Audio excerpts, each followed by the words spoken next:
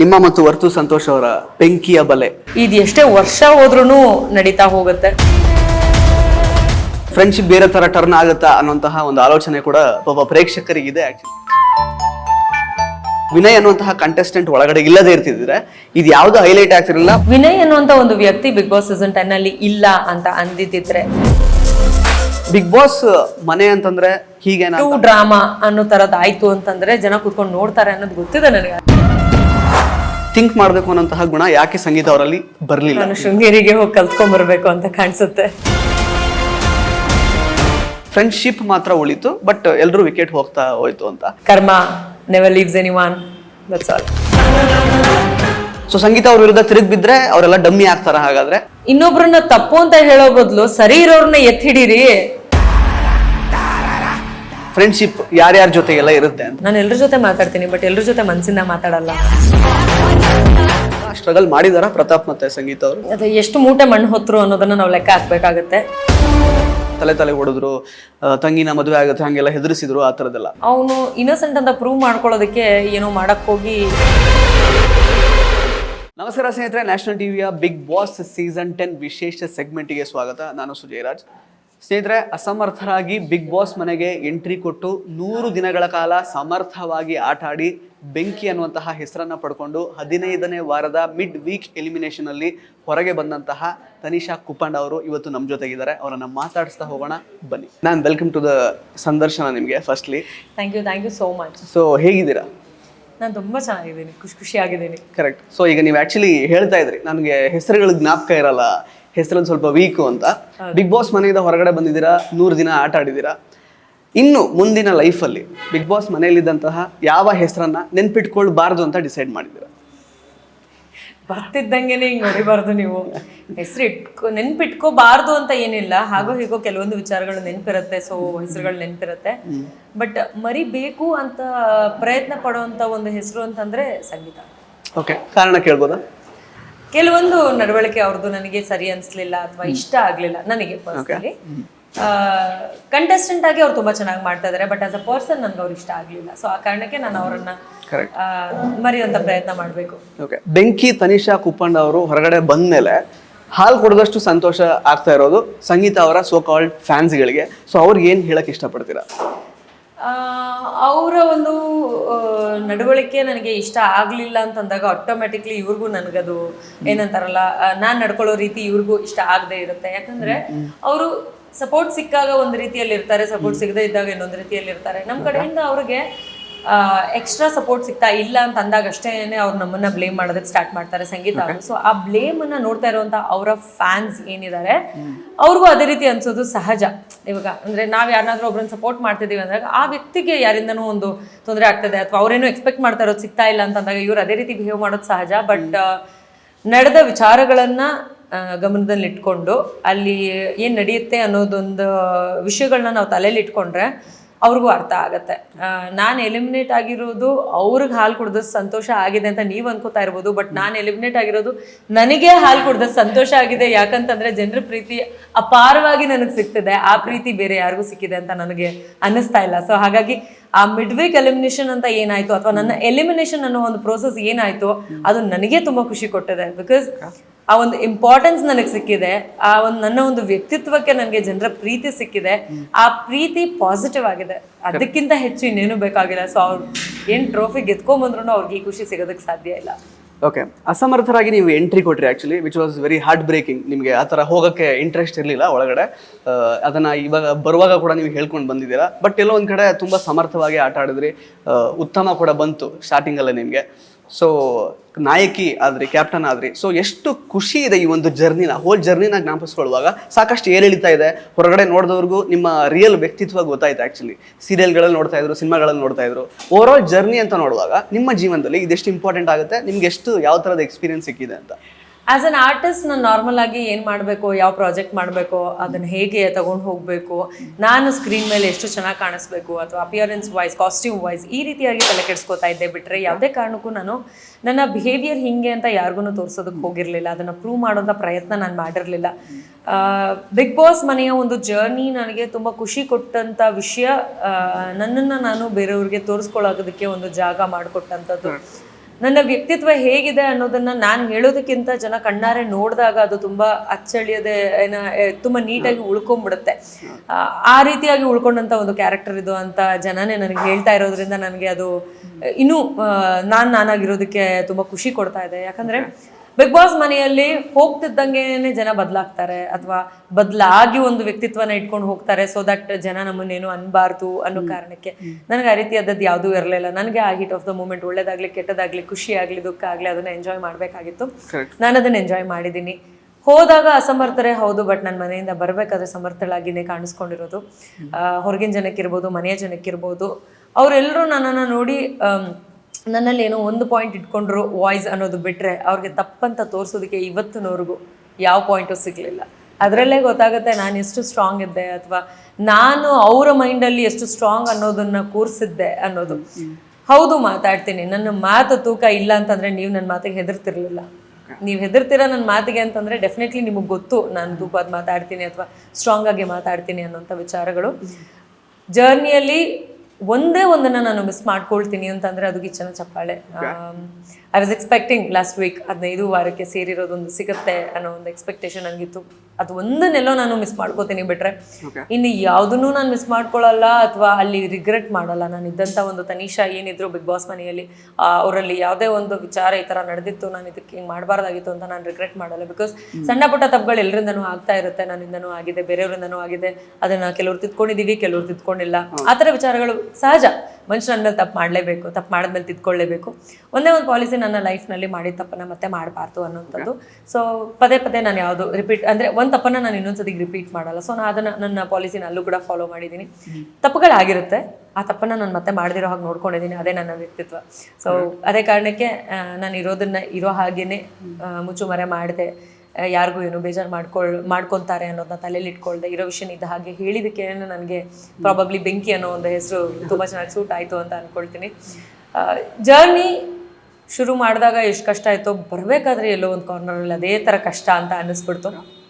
ಯಾಕಂದರೆ ನಾನು ಇನ್ನೂ ತುಂಬ ಸ್ಟ್ರಾಂಗ್, ನಾನು ಇನ್ನೂ ಟಾಪ್ 5 ಇರ್ತೀನಿ, ಮಿಸ್ ಆಗೋದಕ್ಕೆ ಚಾನ್ಸೇ ಇಲ್ಲ ಅಂತ ಅಂದ್ಕೊಂಡಂಥ ಒಂದು ವ್ಯಕ್ತಿ ಸಡನ್ನಾಗಿ ಮನೆಯಿಂದ ಹೋಗಬೇಕು ಅಂತ ಅಂದಾಗ ದುಃಖ ಆಯಿತು. ಕರೆಕ್ಟ್.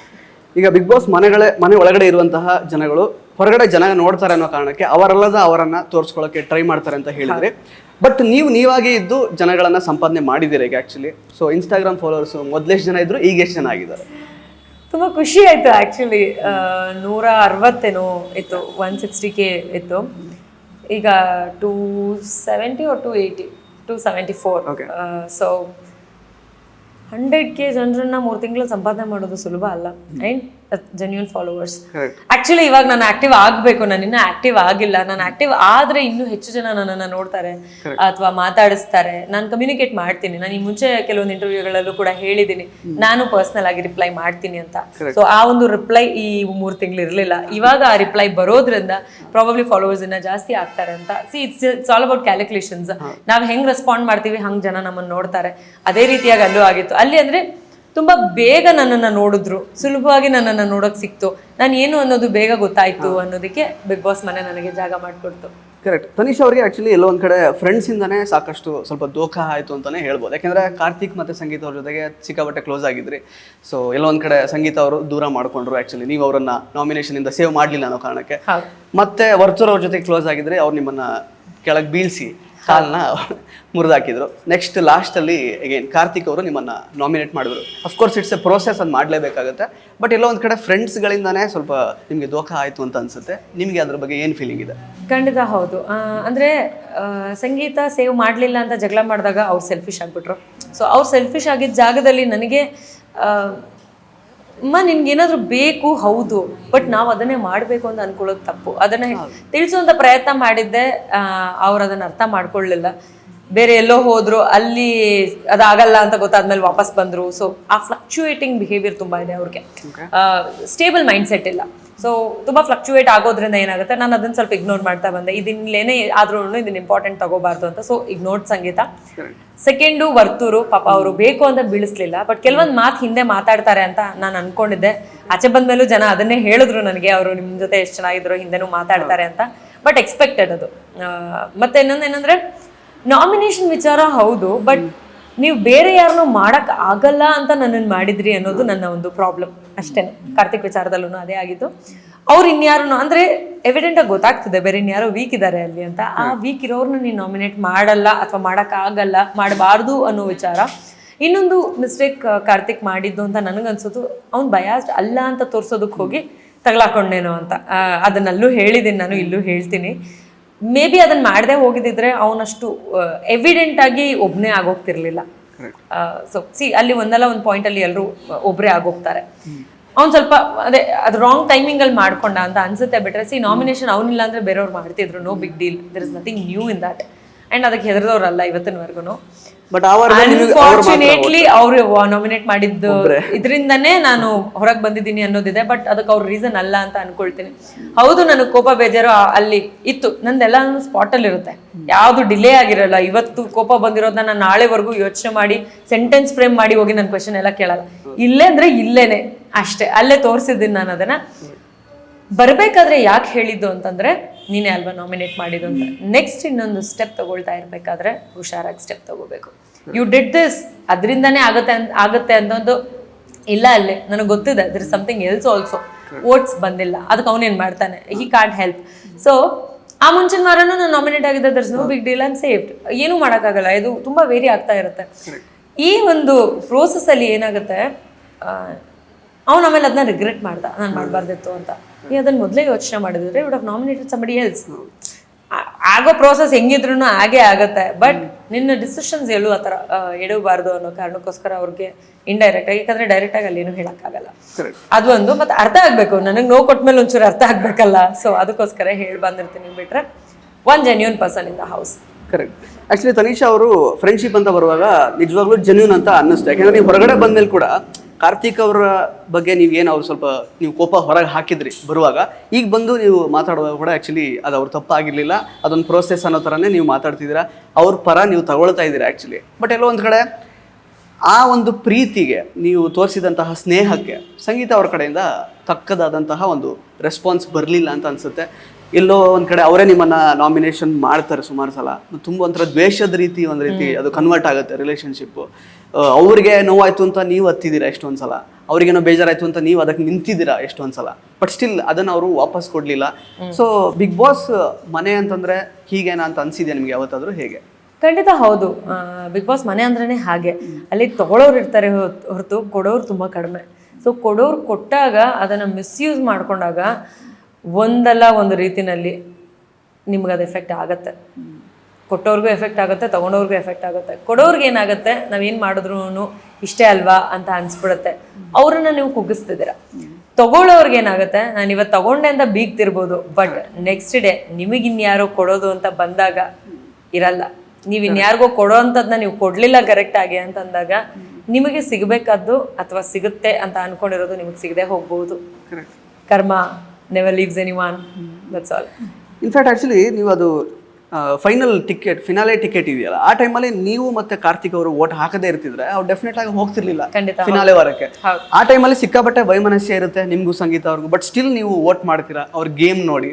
ಆ ಒಂದು ಜೆನ್ಯೂನಿಟಿ ಅಥವಾ ಆ ಒಂದು ಫ್ರೆಂಡ್ಶಿಪ್ ಹೊರತಾಗಿ ಅಥವಾ ವೈಮನಸ್ಯದ ಹೊರತಾಗಿ ಥಿಂಕ್ ಮಾಡಬೇಕು ಅನ್ನೋಂತಹ ಗುಣ ಯಾಕೆ ಸಂಗೀತ ಅವರಲ್ಲಿ ಬರಲಿಲ್ಲ ನಿಮ್ಮ ಪ್ರಕಾರ? ಮೋಸ್ಟ್ಲಿ ಪ್ರಾಬಬ್ಲಿ ಆ ಗುಣ ನಾನು ಶೃಂಗೇರಿಗೆ ಹೋಗಿ ಕಲ್ತ್ಕೊಂಡ್ಬರ್ಬೇಕು ಅಂತ ಕಾಣಿಸುತ್ತೆ. That's how I said that. ಏನಂದರೆ ನಾವೇನು ಕಲ್ತಿರ್ತೀವಿ ಅದಕ್ಕೆ ಊರು ಇರುವಂಥ ಜಾಗ ಕಲಿಸೋವಂಥವ್ರು ಸಂಬಂಧ ಇರಲ್ಲ. ಇದನ್ನು ನಾವು ಕಲ್ತ್ಕೊಂಡು ಬರ್ತೀವಿ. ಆ್ಯಕ್ಚುಲಿ ನಾವು ನಮ್ಮ ಎಕ್ಸ್ಪೀರಿಯನ್ಸ್ನಲ್ಲಿ ನಾವೇನು ಕಲ್ತ್ಕೊಂಡು ಬರ್ತೀವಿ ಅದಷ್ಟೇ ನಮ್ಮ ಹತ್ರ ಉಳಿಯುವಂಥದ್ದು. ಅವ್ರಿಗೆ ಹೌದು ನೀವು ಹೇಳ್ದಾಗೆ ಆ ಥರದ್ದು ಇಲ್ಲ. ಮೇ ಬಿ ಅವರು ಗೇಮ್ನ ಬರೀ ಗೇಮ್ ಅಂತ ನೋಡ್ತಿದ್ದಾರೆ. ಮನುಷ್ಯರಿಗೆ ಏನು ಎಫೆಕ್ಟ್ ಆಗುತ್ತೆ ಅದರಿಂದ ಅವ್ರ ಜೀವನ ಏನಾಗ್ಬೋದು, ಅವರ ಒಂದು ಫೀಲಿಂಗ್ಸ್ಗೆ ಏನು ಹರ್ಟ್ ಆಗುತ್ತೆ, ಅಥವಾ ಇದು ನಾನು ಮಾಡ್ಬಿಡ್ತೀನಿ ಅಥವಾ ಹೇಳೋದು ಹೇಳ್ಬಿಡ್ತೀನಿ ಅವ್ರ ಜೀವನ ಹಾಳಾಗೋಗುತ್ತೆ ಅನ್ನೋದ್ರ ಯೋಚನೆ ಇಲ್ಲ. ಅವ್ರಿಗೇನು ಬೇಕು ಆ ಸ್ಪಾಟಲ್ಲಿ ನನಗದು ಸಿಗ್ತಿದ್ಯಾ, that's all is important for Sangeetha. Game ಅಂತ ಬಂದಾಗ ಅದನ್ನ ಕನ್ಸಿಡರ್ ಮಾಡ್ತಾ ಇದ್ದಾರೆ. ಬಟ್ ಟಾಸ್ಕ್ ವಿಚಾರಗಳಲ್ಲಿ ಕನ್ಸಿಡರ್ ಮಾಡಿದ್ರೆ ಪರವಾಗಿಲ್ಲ. ಎಲ್ಲ ವಿಚಾರಗಳಲ್ಲೂ ಅದನ್ನು ಕನ್ಸಿಡರ್ ಮಾಡೋದು ಎಲ್ಲೋ ಅವ್ರಿಗೆ ಅದು ಮೈನಸ್ ಆಗಬಹುದು ಅಂತ ನನಗೆ ಅನ್ಸುತ್ತೆ. ಅಂದರೆ you implement the same in your real life man. So ನಿಮ್ಮ ನಿಜ ಜೀವನದಲ್ಲಿ ನೀವು ಇಡುವಂಥ ಸಾಧ್ಯತೆಗಳು ತುಂಬ ಇರುತ್ತೆ. ಕರೆಕ್ಟ್. ಇನ್ನೊಂದು ಆ್ಯಕ್ಚುಲಿ ನೀವು ಹೇಳಿದ್ರಿ ವೋಟ್ಸ್ ಕಡಿಮೆ ಬಂತು, ಅದೊಂದು ರೀಸನ್ ಎಲಿಮಿನೇಟ್ ಆಗೋದಕ್ಕೆ. ಇನ್ನೊಂದು ಏನಂತಂದರೆ ತುಕಾಲಿ ಅವರು ನಾಮಿನೇಟೇ ಆಗಲಿಲ್ಲ. ಸೊ ಅದು ಕೂಡ ಒನ್ ಆಫ್ ದ ರೀಸನ್ಸ್ ಇರಬಹುದು. ಬಹುಶಃ ತುಕಾಲಿ ಅವ್ರು ನಾಮಿನೇಟ್ ಆಗಿ ಅವರಿಗೆ ಕಡಿಮೆ ವೋಟ್ಸ್ ಬಂದಿರ್ತಿದ್ರೆ ಮಿಸ್ಅಂಡರ್ಸ್ಟ್ಯಾಂಡಿಂಗ್ ಅದು ಹಂಗ್ ಬರಲ್ಲ. ಪ್ರೀವಿಯಸ್ ವಾರದಲ್ಲಿ ಅವರು ಕೂಡ ಆಗಿದ್ರು ಲೋ ಅದ್ರಲ್ಲಿ ಏನಿದ್ರು ಅದು ನೆಕ್ಸ್ಟ್ ವೀಕ್ ನಾಮಿನೇಟ್ ಏನ್ ಆಗ್ಲಿಲ್ಲ, ಅದು ಪ್ರೋಸೆಸ್ ಅಲ್ಲಿ ಇರ್ಲಿಲ್ಲ. ಪ್ರೀವಿಯಸ್ ದಿನೇ ಕ್ಯಾರಿ ಆಗಿತ್ತು, ಅದ್ರಲ್ಲಿ ಯಾರಿಗೆ ಲೋ ಇತ್ತು ಅವ್ರನ್ನ ರಿಮೂವ್ ಮಾಡಿದ್ರು ಅಂತ ಈ ತರ ಇರೋದು calculation. That's a misunderstanding. Okay, but Tukali ಅವರು ಅಕಸ್ಮಾತ್ ನಾಮಿನೇಟ್ ಆಗಿರ್ತಿದ್ರೆ ಬಹುಶಃ ಅವರು ಫಿನಾಲೆ ವೀಕಿಗೆ ಎಂಟ್ರಿ ಆಗ್ತಿರ್ಲಿಲ್ಲ ಅನ್ನೋ ತರ ಒಂದು ಕ್ಯಾಲ್ಕುಲೇಷನ್ ಇದೆ ಹೊರಗಡೆ. ಅದ್ರ ಬದಲು ತನಿಷ್ ಮೇ ಬಿ ಅವರಷ್ಟು ನಾನು ಗಾಸಿಪ್ ಮಾಡಿದ್ರೆ ಟಾಪ್ 5 ಅಲ್ಲಿ ಇರ್ತಿದ್ನೇನೋ ಅಂತ ನನಗೆ ಅನ್ಸುತ್ತೆ. ಓಕೆ, ಬಟ್ ತುಕಾಲಿ ಅವರು ಎಂಟ್ರಿ ಆಗಿರೋದು ನಿಮ್ಗೇನು ಪ್ರಾಬ್ಲಮ್ ಏನಿಲ್ಲ. ಸಿ ಏನ್ ಗೊತ್ತಾ, top 5 again doesn't count. Trophy ಒಬ್ಬರಿಗೆ ಹೋಗುತ್ತೆ. ಕರೆಕ್ಟ್. ಟಾಪ್ 5 ಅಲ್ಲಿ ಇದೀವಿ ಅಂತ ಹೇಳ್ಕೋಬಹುದು. ಜೆನ್ಯೂನ್ ಆಗಿ ಅಲ್ಲಿದ್ದ ಒಂದು 3 ಜನಕ್ಕಿಂತ ನಾನು ಇನ್ನೂ ಬೆಟರ್ ಆಗಿದ್ದೆ ಅಂತ ನನಗೂ ಕ್ಯಾಲ್ಕುಲೇಷನ್ ಅಲ್ಲಿ ಇತ್ತು, ಹೊರಗಡೆ ಜನಕ್ಕೂ ಇತ್ತು ಅಂತ ಭಾವಿಸ್ತೀನಿ. That's all. ಕರೆಕ್ಟ್. ಇನ್ನು ಆ್ಯಕ್ಚುಲಿ ಈಗ ಒಂದು 50 ಡೇಸ್ ಒಂದು ರೀತಿನೇ ಆಟ ಇತ್ತು ಆ್ಯಕ್ಚುಲಿ. ಯಾಕಂದರೆ ನೀವು ಕಾರ್ತಿಕ್ ಮತ್ತು ಸಂಗೀತ ಅವರೇ ಕಾಣಿಸ್ಕೊಳ್ತಾ ಇದ್ರಿ, ಅದಾದಮೇಲೆ ಅದು ಬ್ರೇಕ್ ಆಯಿತು ಫ್ರೆಂಡ್ಶಿಪ್. ಆ್ಯಂಡ್ ಅಗೇನ್ ಇನ್ನೊಂದು ಕಡೆ ವಿನಯ್ ಅವ್ರದ್ದು ಗ್ರೂಪ್ ಅಥವಾ ಗ್ಯಾಂಗ್ ಅಂತ ಏನಾಗಿತ್ತು ಆ್ಯಕ್ಚುಲಿ, ಅವರಿಂದ ಒಂದೊಂದು ವಿಕೆಟ್ ಬೀಳ್ತಾ ಇತ್ತು ಆ ಒಂದು ಗ್ಯಾಂಗ್ ಇಂದ. ಬಟ್ ಇದು ಎಷ್ಟೇ ಬ್ರೇಕ್ ಆಗ್ತಾ ಇದ್ರು, ಎಮೋಷನಲಿ ಒಂದು ಕಂದಕ ಇದ್ರೂ ಕೂಡ ಎಲ್ಲೂ ಇದು ನಾಮಿನೇಟ್ ಆಗಿ ಎಲಿಮಿನೇಟ್ ಆಗಿ ಆಚೆ ಯಾರು ಹೋಗ್ತಿರ್ಲಿಲ್ಲ ಈ ಒಂದು ಗ್ಯಾಂಗ್ ಇಂದ. ಬಟ್ ಎಲ್ಲೋ ಒಂದು ಕಡೆ ಕೊನೆಗೆ ಈಗ ಮೊನ್ನೆ ಸುದೀಪ್ ಅವ್ರು ಹೇಳಿದ್ರು ಆಕ್ಚುಲಿ ಫ್ರೆಂಡ್ಶಿಪ್ ಮಾತ್ರ ಉಳಿತು, ಬಟ್ ಎಲ್ಲರೂ ವಿಕೆಟ್ ಹೋಗ್ತಾ ಹೋಯ್ತು ಅಂತ. ನಿಮ್ಮಲ್ಲಿ ಈಗ ಫ್ರೆಂಡ್ಶಿಪ್ ಉಳಿಲಿಲ್ಲ, ಬಟ್ ಈಗ ಲಾಸ್ಟಿಗೆ ನೀವು ಎಲಿಮಿನೇಟ್ ಆಗಿದ್ದೀರಾ, ಬಟ್ ಸ್ಟಿಲ್ ಇನ್ನೂ ಅಸಮರ್ಥರು ಇದ್ದಾರೆ. ಸಂಗೀತ ಅವರು, ಕಾರ್ತಿಕ್ ಅವರು ನಿಮ್ಮ ಗ್ರೂಪಲ್ಲಿ ಇನ್ನೂ ಇದ್ದಾರೆ ಆ್ಯಕ್ಚುಲಿ. ಇದನ್ನು ಹೆಂಗೆ ವಿಶ್ಲೇಷಣೆ ಮಾಡ್ತೀರಾ ನೀವು ಅಂತ? ಗ್ರೂಪ್ ಅಂತ ಅನ್ನೋದು ಯಾಕೆ ಅಂತಂದ್ರೆ ಯಾರೋ ಒಬ್ರು ಲೀಡ್ ಮಾಡ್ತಿರ್ತಾರೆ, ಸೊ ಅದನ್ನ ಗ್ರೂಪ್ನ ಲೀಡರ್ ಅಂತ ಬರುತ್ತೆ. ಇಲ್ಲಿ ಫ್ರೆಂಡ್ಶಿಪ್ ಅಂತ ಏನಕ್ಕೆ ಅವರೇ ಅದನ್ನ ಲೇಬಲ್ ಮಾಡ್ತಿದ್ರು ಅಂತಂದ್ರೆ each individual had their own play. ನಂದಾಗಿತ್ತು, ಕಾರ್ತಿಕ್ದಾಗಿತ್ತು, ಸಂಗೀತದಾಗಿತ್ತು, ಪ್ರತಾಪ್ದಾಗಿತ್ತು. ಇಲ್ಲಿ ಈ ತರ ಇದ್ದಾಗ ಏನಾಗತ್ತೆ, ಒಬ್ಬೊಬ್ರು ಕ್ಯಾಲ್ಕುಲೇಷನ್, ಎಲ್ಲಾ ಕ್ಯಾಲ್ಕುಲೇಷನ್ ಸರಿನೇ ಇರ್ಬೇಕು ಅಂತ ಏನಿಲ್ಲ, ಬಟ್ ಅವ್ರವ್ರದೇ ಆಗಿರುವಂತ ಕ್ಯಾಲ್ಕುಲೇಷನ್ ಇತ್ತು. ಬಟ್ ಅಲ್ಲಿ ಏನಾಗೋದು, ಅವ್ನ ಕ್ಯಾಲ್ಕುಲೇಷನ್ಗೆ ಇವರೆಲ್ಲರೂ ತಳ ಆಗ್ತಿದ್ದಾರೆ ಅನ್ನೋಂಗ್ ಆಗೋದು. ಬಟ್ ಅದೇ ಮಾಡ್ತಾ ಇದ್ದಾರೆ ಆಕ್ಚುಲಿ, ಅದು ಒಪ್ಪೋತಾ ಇಲ್ಲ ಯಾರು ಗ್ರೂಪಲ್ಲಿ ಇದ್ದು. ಅದೇ ಅಂದ್ರೆ ಅವ್ರಿಗೆ ಏನಾಗಿದೆ, ಅವ್ನು ನನಗೋಸ್ಕರ ಏನೋ ಮಾಡ್ತಾನಂತ. ಇವಾಗ ನಾನೇ ನಿಮ್ಮೆಲ್ರಿಗೋಸ್ಕರ ಮಾಡ್ತೀನಿ ಅಂದ್ರೆ ಅಲ್ಲಿ ಯಾರು ನಂಬ್ತಾರೆ? ನೋಬಡಿ ಮನ್. ನಾವ್ ಸೆಲ್ಫಿಶ್ ಆಗಿ ಇರ್ಬೇಕು ಅಲ್ಲಿ ಆ ಜಾಗದಲ್ಲಿ. ಇಲ್ಲ ಅಂತಂದ್ರೆ ನಾವು ಇವತ್ತು ಟಾಪ್ ಅಲ್ಲಿ ಇರಕ್ ಆಗಲ್ಲ. ಟಾಪ್ 5 ಅಲ್ಲಿ ಇದ್ದಾರೆ ಅಂತಂದ್ರೆ ಡೆಫಿನೆಟ್ಲಿ ಅವ್ರದ್ದೊಂದು ವೇ ಆಫ್ ಪ್ಲೇ ಅದು ಇತ್ತು. ಯಾಕಂದ್ರೆ ಓಟ್ಸ್ ಬರೋದು, ಅವಾಗ ಓಟ್ಸೇ ಮ್ಯಾಟರ್ ಆಗ್ತಿತ್ತು ಜನ ಇದ್ದಾಗ. ಸೊ ನಮ್ಮಲ್ಲಿ ಓಟ್ಸ್ ಬರ್ತಿರ್ಲಿಲ್ಲ, ಯಾಕಂದ್ರೆ ನಮ್ಮೆಲ್ಲರದು ಒಂದೊಂದು ಡಿಫ್ರೆಂಟ್ ದಿಕ್ಕಾಪಾಲಿರೋದು ಒಪಿನಿಯನ್. ಇವಾಗ್ಲೂ ಹಂಗೆ ಇದೆ, ಬಟ್ ಏನಾಗಿದೆ ಅಂತಂದ್ರೆ ಎಲ್ಲೋ ಸಂಗೀತ ಅವಾಗ ಅನ್ವಾಂಟೆಡ್ ವಿಚಾರಗಳಲ್ಲಿ ವಾಯ್ಸ್ ಔಟ್ ಮಾಡ್ತಿರ್ಲಿಲ್ಲ, ಇವಾಗ ಹೆಚ್ಚು ಅನ್ವಾಂಟೆಡ್ ವಿಚಾರಗಳಲ್ಲಿ ವಾಯ್ಸ್ ಔಟ್ ಮಾಡ್ತಾರೆ. ಕಾರ್ತಿಕ್ ಅವಾಗ ಒಂದಷ್ಟು ವಿಚಾರಗಳಲ್ಲಿ ವಾಯ್ಸ್ ಔಟ್ ಮಾಡ್ತಿದ್ರು, ಇವಾಗ ಒಂಚೂರು ಸೈಲೆಂಟ್ ಆಗಿದ್ದಾರೆ. ನಾನು ಎಲ್ಲಾ ವಿಚಾರಗಳಲ್ಲೂ ಮಾತಾಡ್ತಿದ್ದೆ, ಇವಾಗ ಎಲ್ಲಾ ವಿಚಾರ ಮಾತಾಡೋದು ವೇಸ್ಟ್ ಅಂತ ಅನ್ಕೊಂಡೆ. There are variations. So variations ಎಲ್ಲಾರ್ದು ಒಂದೊಂದ್ ಕಡೆಯಿಂದ ಬಂತು. ವೋಟಿಂಗ್ ನ ನಾವು ಹೆಂಗೂ ಜಡ್ಜ್ ಮಾಡಕ್ ಆಗಲ್ಲ. I have given my best ಅಂತ ನನ್ಗನ್ಸುತ್ತೆ, Sangeetha is giving her best ಅಂತ ಅವ್ರಿಗನ್ಸುತ್ತೆ, Karthik is giving his best ಅಂತ ಅವ್ರಿಗನ್ಸುತ್ತೆ. ಮೇ ಬಿ ಯಾವುದೋ ಒಂದು ಬೆಸ್ಟ್ ಅನ್ನ ಅವ್ರು ಇಷ್ಟಪಟ್ಟಿರ್ತಾರೆ, ಇನ್ನೊಂದು ಬೆಸ್ಟ್ ಅನ್ನ ಕೆಲವ್ರು ಮಾತ್ರ ಇಷ್ಟಪಟ್ಟಿರ್ತಾರೆ. ಆದ್ರಿಂದ ನಾನು ಆಚೆ ಇರಬಹುದು. That's all I can say. ಇನ್ನೇನು ಯಾಕಂದ್ರೆ ಆ ಪ್ರೋಸೆಸ್ ನಮಗ್ ಗೊತ್ತಾಗಲ್ಲ. ನಾವ್ ಏನ್ ಬೆಸ್ಟ್ ಮಾಡ್ಬೇಕೋ ಅದನ್ನ ಡೆಫಿನೆಟ್ಲಿ ಮಾಡ್ತಾ ಇರ್ತೀವಿ, ನಮ್ ಕೈಯಲ್ಲಿ ಎಷ್ಟು ಸಾಧ್ಯ. ಅಂಡ್ ನಮ್ಗೆ ಅಲ್ದೇ ಇರೋದನ್ನ ಅಥವಾ ನಮ್ದು ಅಲ್ದೇ ಇರೋದನ್ನ ನಾವು ಮಾಡಿದ್ರೆ ಫೇಕ್ ಆಗಿ ಕಾಣಿಸ್ತೀವಿ, which I don't want to do. ಅಂದ್ರೆ ಇವಾಗ ನನಗೆ ಗೊತ್ತು, ಯಾವುದೋ ಒಂದು ಎಮೋಷ್ನಲಿ ಟೂ ಡ್ರಾಮಾ ಅನ್ನೋ ಥರದ್ದು ಆಯ್ತು ಅಂತಂದ್ರೆ ಜನ ಕೂತ್ಕೊಂಡು ನೋಡ್ತಾರೆ ಅನ್ನೋದು ಗೊತ್ತಿದೆ ನನಗೆ. ಅಷ್ಟು ಕಾಮನ್ ಸೆನ್ಸ್ ಅಂತೂ ಖಂಡಿತವಾಗ್ಲೂ ಇದೆ. ಬಟ್ ಅದನ್ನ ಮಾಡೋದಕ್ಕೆ ನನಗೂ ಮನ್ಸಿರ್ಬೇಕು. ಇವಾಗ if I am doing it with someone, ಆ ವ್ಯಕ್ತಿಗೂ ಅದರಲ್ಲಿ ಇನ್ವಾಲ್ವ್ಮೆಂಟ್ ಇರಬೇಕು ಒಂದು. ಇನ್ನೊಂದು ಮಾಡಿದ ಸಮಾಧಾನ ನನಗಿರ್ಬೇಕು. ಆ್ಯಂಡ್ ಅಲ್ಲಿ ಯಾರಿಗೋ ಎಮೋಷ್ನಲಿ ಯಾರನ್ನೋ ಏನೋ ಮಾಡೋದಕ್ಕೆ ನಾವು ಹೋಗಿಲ್ಲ. We are just playing. So I felt it was not necessary ಅಷ್ಟೇ. ಕರೆಕ್ಟ್. ತನಿಷ್ ಅವ್ರು, ನೀವು ಹೊರಗಡೆ ಬಂದಮೇಲೆ ಅಂದರೆ ನಿಮ್ಗೊಂದು ಎಕ್ಸ್ಪೆಕ್ಟೇಷನ್ ಇರುತ್ತೆ ಒಳಗಡೆ, ಅಂದರೆ ಜನ ಯಾರ್ಯಾರನ್ನ ಯಾವ ರೀತಿ ರಿಸೀವ್ ಮಾಡಿರ್ಬೋದು ಅಂತ. ಹೊರಗಡೆ ಬಂದಾಗ ಏನಾದರೂ ಶಾಕ್ ಆಯ್ತಾ ನಿಮಗೆ, ಕೆಲವ್ರಿಗೆ ಸಿಗ್ತಿರುವಂತಹ ಸಪೋರ್ಟ್ ನೋಡಿ, ಅಥವಾ ಕೆಲವ್ರು ಏನೂ ಮಾಡಿಲ್ಲ ಆ್ಯಕ್ಚುಲಿ ಒಳಗಡೆ, ಬಟ್ ಸ್ಟಿಲ್ ತುಂಬ ಸಪೋರ್ಟ್ ಸಿಗ್ತಾ ಇದೆ, ಆ ಥರ ಏನಾದರೂ ಅನಿಸಿದ್ಯಾ ನಿಮಗೆ? ಯಾರ ಬಗ್ಗೆ ಅದು ಹೇಗೆ?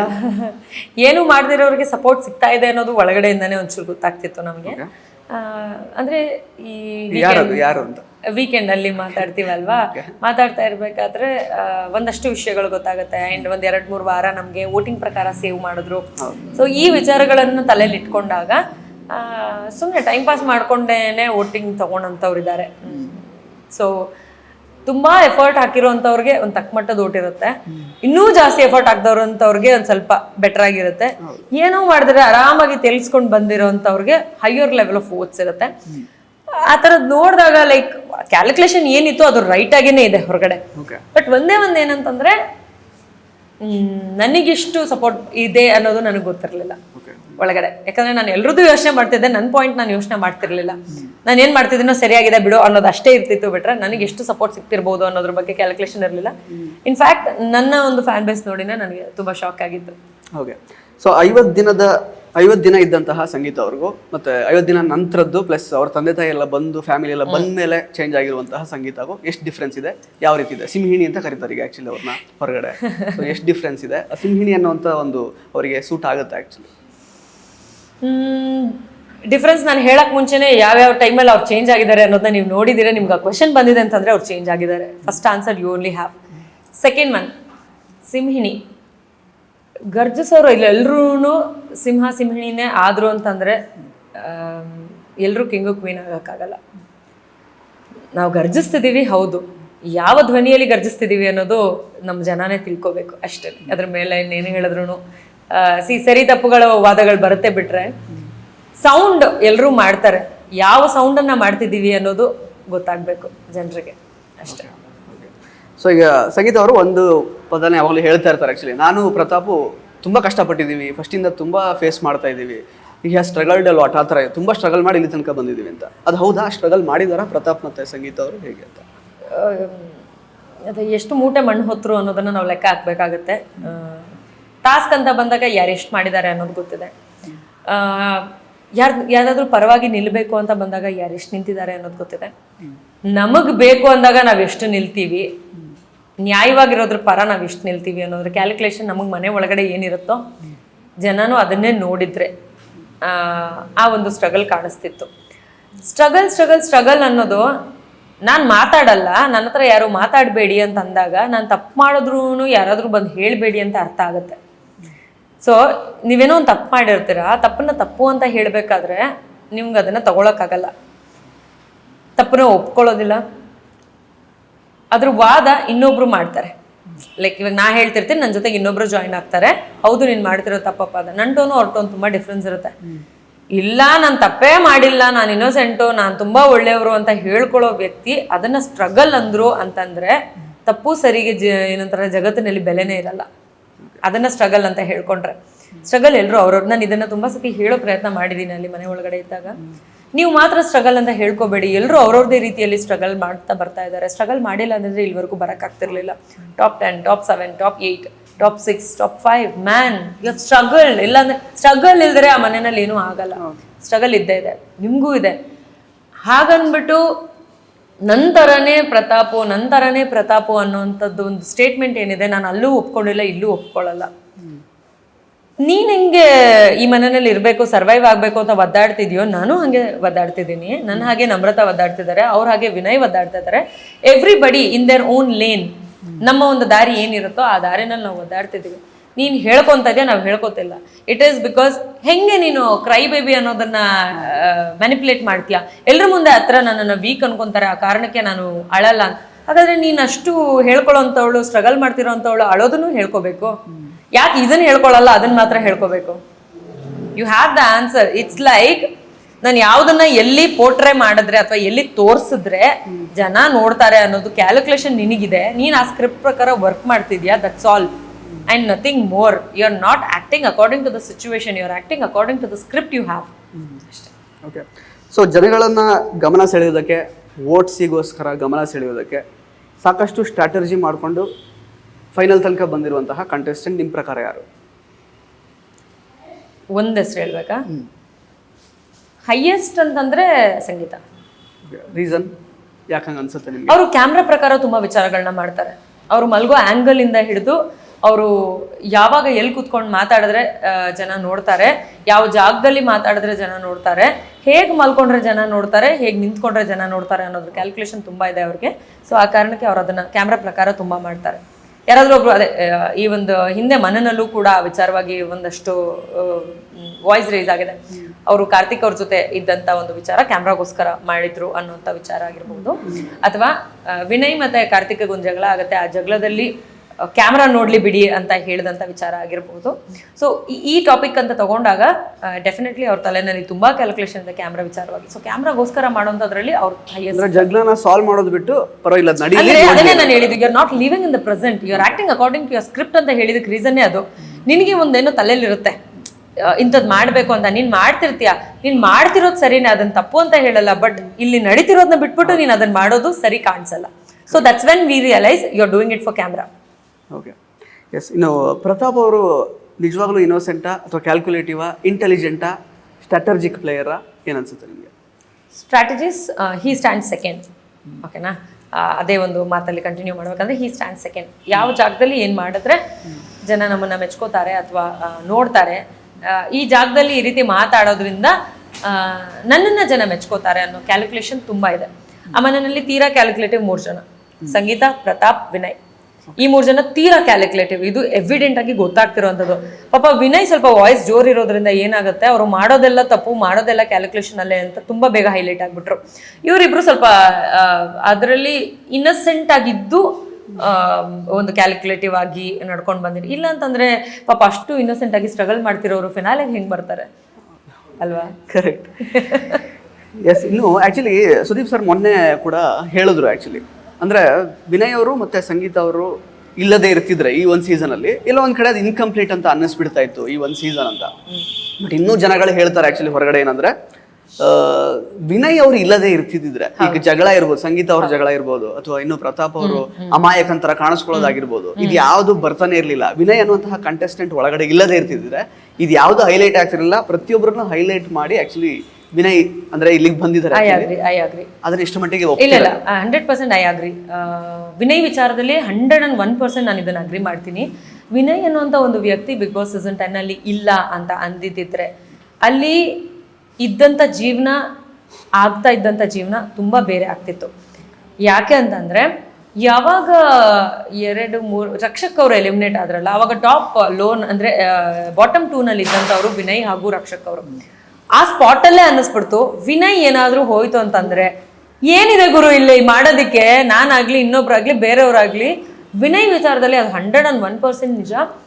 Vinay contributed so much. ಅಲ್ಲಿ ನೆಗೆಟಿವ್ ಆಗೇ ಇರಬಹುದು, ಅಂದರೆ ಜಗಳಗಳಾಗಿರಬಹುದು, ಬೇರೆ ಏನೋ ಒಂದು ವಿಚಾರಗಳಾಗಿರ್ಬೋದು. ಅಯ್ಯಪ್ಪ ಆ್ಯಕ್ಚುಲ್ ಆಗಿ ತಂದೆ ತಮಾಷೆ ನೋಡೋದು ಸಣ್ಣ ಸಣ್ಣ ವಿಚಾರದಲ್ಲಿ. ಸೊ ಸಣ್ಣ ಸಣ್ಣ ವಿಚಾರದಲ್ಲಿ ತಂದೆ ತಮಾಷೆ ನೋಡ್ತಾರೆ ಬಿಟ್ರೆ, ಜೆನ್ಯೂನ್ ಆಗಿ ಯಾರಿಗೋ ಏನೋ ತಂದಿಟ್ಬಿಟ್ಟು ಅವರಿಬ್ರು ರೈವಲ್ರಿ ಮಾಡಲಿ ಅಂತ ಮಾಡಲ್ಲ. ಅದನ್ನ ನಾನು ನೋಟಿಸ್ ಮಾಡಿದ್ದೀನಿ. ಬಟ್ ಅವರ ವಿಚಾರ ಅಂತ ಬಂದಾಗ ಅವರು ತೀರಾ ಜೋರಾಗಿ ಮಾತಾಡಿದಂಥ ಕೆಲವೊಂದು, ಪ್ರಜ್ಞೆ ಇಲ್ದಂತೆ ಮಾತಾಡಿದಂಥ ಕೆಲವೊಂದು ವಿಚಾರಗಳಿಂದ ತಪ್ಪಾಗಿರಬಹುದು. ಅದನ್ನ ಅವ್ರು ಒಪ್ಕೊಂಡಿದ್ದಾರೆ ಕೂಡ. ಸೊ ದೇ ಆಲ್ ನೋ ನಾವು, ಇವಾಗ ಎಲ್ರಿಗೂ ಅರ್ಥ ಆಗ್ಬಿಟ್ಟಿದೆ ಅದು ಹೆಂಗಿದ್ರೆ ಹೆಂಗಾಗತ್ತೆ ಅಂತ. ಬಟ್ ಹೌದು, ವಿನಯ್ ಅವರ contribution I totally understand about this. ಅವ್ರು ಇಲ್ಲ ಅಂತ ಅಂದಿದ್ರೆ ಯಾರು ಜಗಳನೇ ಮಾಡ್ತಿರ್ಲಿಲ್ವೇನೋ, ಎಲ್ಲೋ ಈ ತರ ಮಾಮೂಲಿ ನಾನು ನಮ್ರತ ಮಾಡ್ತಿದ್ವಲ್ಲ ಆ ತರ ಜಗಳ, ಅಥವಾ ನಾನು ಸಂಗೀತ ಮಾಡ್ತಿದ್ದಂಥ ಜಗಳಗಳು ಇರ್ತಿತ್ತು. ಈ ಲೆವೆಲ್ ಆಫ್ ವೇರಿಯೇಷನ್ಸ್ ಏನು ಬಿಗ್ ಬಾಸ್ ಸೀಸನ್ 10 ಅಲ್ಲಿ ಆಯ್ತು, ಅದು ವಿನಯ್ ಇಲ್ಲ ಅಂದಿದ್ರೆ ಇನ್ಕಂಪ್ಲೀಟ್ ಆಗ್ತಾ ಇತ್ತು. ಸಂಗೀತ ಅವರು ತುಂಬಾ ಅಂದ್ರೆ ಒಂದು 50 days 70 days ಆದ್ಮೇಲೆ ಅದೇನೋ ಒಂದು ಆಗ್ತಿತ್ತು, ಅಥವಾ ಅವ್ರಿಷ್ಟ ಇಲ್ಲ ಅನ್ನೋದಕ್ಕೋಸ್ಕರ ಏನೋ ಒಂದು ಆಗ್ತಿತ್ತು. ಬಿಟ್ರೆ ಕಾಂಟ್ರಿಬ್ಯೂಷನ್ ಅಂತ ಬಂದಾಗ ವಿನಯ್ ಐ ಟೇಕ್. ಅಂದ್ರೆ ಅವ್ರೇನಂದ್ರೆ ಅವ್ರ ಪರವಾಗಿ ಬೇಕಾಗಿದ್ದಾಗ ಏನೇನಿತ್ತು ಅದು ಮಾಡ್ಕೊಂತಾ ಇರೋ. That everybody has reacted. ನಾನು ರಿಯಾಕ್ಟ್ ಮಾಡಿದ್ದೀನಿ, ನನ್ನ ಪರವಾಗಿ ಬಂದಿಲ್ಲ, ನನ್ನ ಪರವಾಗಿ ಮಾತಾಡಿಲ್ಲ ಅಂತಂದಾಗ ನಾನು ರಿಯಾಕ್ಟ್ ಮಾಡಿದ್ದೀನಿ, ನಮ್ರತ ಕೂಡ ರಿಯಾಕ್ಟ್ ಮಾಡಿದ್ದಾರೆ. That has happen. But Vinay ಅನ್ನೋಂಥ ಒಂದು ಸ್ಟ್ರಾಂಗ್ ವ್ಯಕ್ತಿ ಅಲ್ಲಿ ಇಲ್ಲ ಅಂತ ಅಂದಿದ್ರೆ ಆ ವೇರಿಯೇಷನ್ಸ್ ನೋಡಕ್ ಸಿಗ್ತಿರ್ಲಿಲ್ಲ. ಇನ್ನು ಆಕ್ಚುಲಿ ನಿಮ್ಮ ಮತ್ತು ವರ್ತು ಸಂತೋಷ್ ಅವರ ಬೆಂಕಿಯ ಬಲೆ ಒಂದು ಸಿನಿಮಾ 100 ದಿನ ಓಡ್ತು. ಬಟ್ 100 ದಿನಕ್ಕೆ ಥಿಯೇಟರ್ ಇಂದ ಅಂದ್ರೆ ಒಬ್ಬ ವ್ಯಕ್ತಿ ಆಚೆ ಬಂದಿದ್ರಿಂದ ಅಂದ್ರೆ ಇರೋಷ್ಟು ದಿನ ಅದು ಸಕ್ಸಸ್ಫುಲ್ ಆಗೇನೆ ಇದೆ. ಬೇರೆ ಸಿನಿಮಾಗಳಿಗೆ ಕಂಪೇರ್ ಮಾಡ್ಕೊಂಡ್ರೆ ಈ ಸಿನಿಮಾ ಕಂಪ್ಲೀಟ್ 100 days ಮಾಡಿದೆ. And that's more than enough. Is one genuine person. I again feel ಹೌದು ಹಿಂದೆ ಮಾತಾಡಿದ್ದಾರೆ, ಅದು ನನ್ಗೆ ಅಲ್ಲೇ ಗೊತ್ತಾಗ್ತಾ ಇತ್ತು. ಅವ್ರು ನಾಮಿನೇಟ್ ಮಾಡ್ಬೇಕಾದ್ರೆ ಯಾವುದೋ ಸಿಲ್ಲಿ ರೀಸನ್ ಹುಡ್ಕೊಂತಾರೆ. All that I have seen. Maybe ಅವ್ರಿಗೆ ಬೇರೆಯವ್ರ ಹೆಸರು ತಗೊಂಡ್ರೆ ಅವ್ರು ಮಾಡೋ ವಾದನ ತಡ್ಕೊಳಕ್ಕಾಗಲ್ಲ, ಇವ್ರ ವಾದಕ್ಕೆ ನಿಂತ್ಕೊಳ್ಳಲ್ಲ. ಇನ್ನೊಂದು, ಇವಳು ಸ್ಟ್ರಾಂಗ್ ಆಗಿದ್ದಾಳೆ, ಗೆಲ್ತಾಳೆ, ಇವಳು ಹೆಂಗ್ ತಗೊಂಡ್ರು ನಡೆಯುತ್ತೆ ಬಿಡು ಅನ್ನೋದು. ಆ ತರ ತಗೊಂಡವ್ರು ತುಂಬಾ ಜನ ಇದ್ದಾರೆ. ಸ್ಟ್ರಾಂಗ್ ಆಗಿದೆ. ಮೊನ್ನೆ ಕಾರ್ತಿಕ್ ಇದು ಮಾಡ್ಬೇಕಾದ್ರೂ ಅದನ್ನೇ ಹೇಳಿದ್ರು, ನೀನ್ ಹೋಗಲ್ಲ ಕಡೆ, ನೀನ್ ಸ್ಟ್ರಾಂಗ್ ಆಗಿದ್ಯಾ, ಆ ಧೈರ್ಯದ ಮೇಲೆನೆ ನಾನು ತಗೊಂಡಿರೋದು ನಿನ್ ಹೆಸರನ್ನ ಅಂತ. Unfortunately it's a bad luck, ಏನೂ ಮಾಡೋಕ್ಕಾಗಲ್ಲ. ಸೊ ಈ ಥರ ಅಂತ ವಿಷಯಗಳು ಬಂದಾಗ ಈ ಅಪ್ಪ ಯಾವತ್ತೂ ಬೇರೆ ರೀತಿಯಾಗಿ ನಡ್ಕೊಂಡಿಲ್ಲ. ಇವ್ರುಗಳು ಕ್ಯಾಮ್ರಾಗೆ ಮಾಡೋ ರೀತಿಯಲ್ಲಿ ಯಾವತ್ತೂ ನಡ್ಕೊಂಡಿಲ್ಲ, ಅಥವಾ ಇನ್ನೇನೋ ಅತಿ ಸಲಿಗೆಯನ್ನು ಕೊಡಲಿಲ್ಲ, ನಾನು ಕೊಡಲಿಲ್ಲ, ಅವರು ಕೊಡಲಿಲ್ಲ, ಇಬ್ಬರಲ್ಲೂ ಅದಿಲ್ಲ. We are very good friends. ಇದು ಎಷ್ಟೇ ವರ್ಷ ಹೋದ್ರೂ ನಡೀತಾ ಹೋಗುತ್ತೆ. I don't think I have any issues with him. I don't think even ಅವ್ರಿಗೇನಾದರೂ ಒಂದು ಇಶ್ಯೂ ಇರುತ್ತೆ ಅಂತ. ಕೆಲವೊಂದು ಸಣ್ಣ ಪುಟ್ಟ ವಾದಗಳು, ಅದು ಇಟ್ಸ್ ಬಿಕಾಸ್ ದಟ್ ಹೌಸ್, ಆ ಮನೆ ಇರೋದೇ ಹಾಗೆ ನಡೆಯುತ್ತೆ. ವಾದಗಳು, ವಿವಾದಗಳು ಎಲ್ಲನೂ ನಡೆಯುತ್ತೆ. ನನಗೆ ಕೋಪ ಬಂದಾಗ ಅವರು ಏನೋ ಅಂತಾರೆ, ಅವ್ರಿಗೆ ಕೋಪ ಬಂದಾಗ ನಾನೇನೋ ಅಂತೀನಿ. This happens, but friendship will remain for ever. Correct.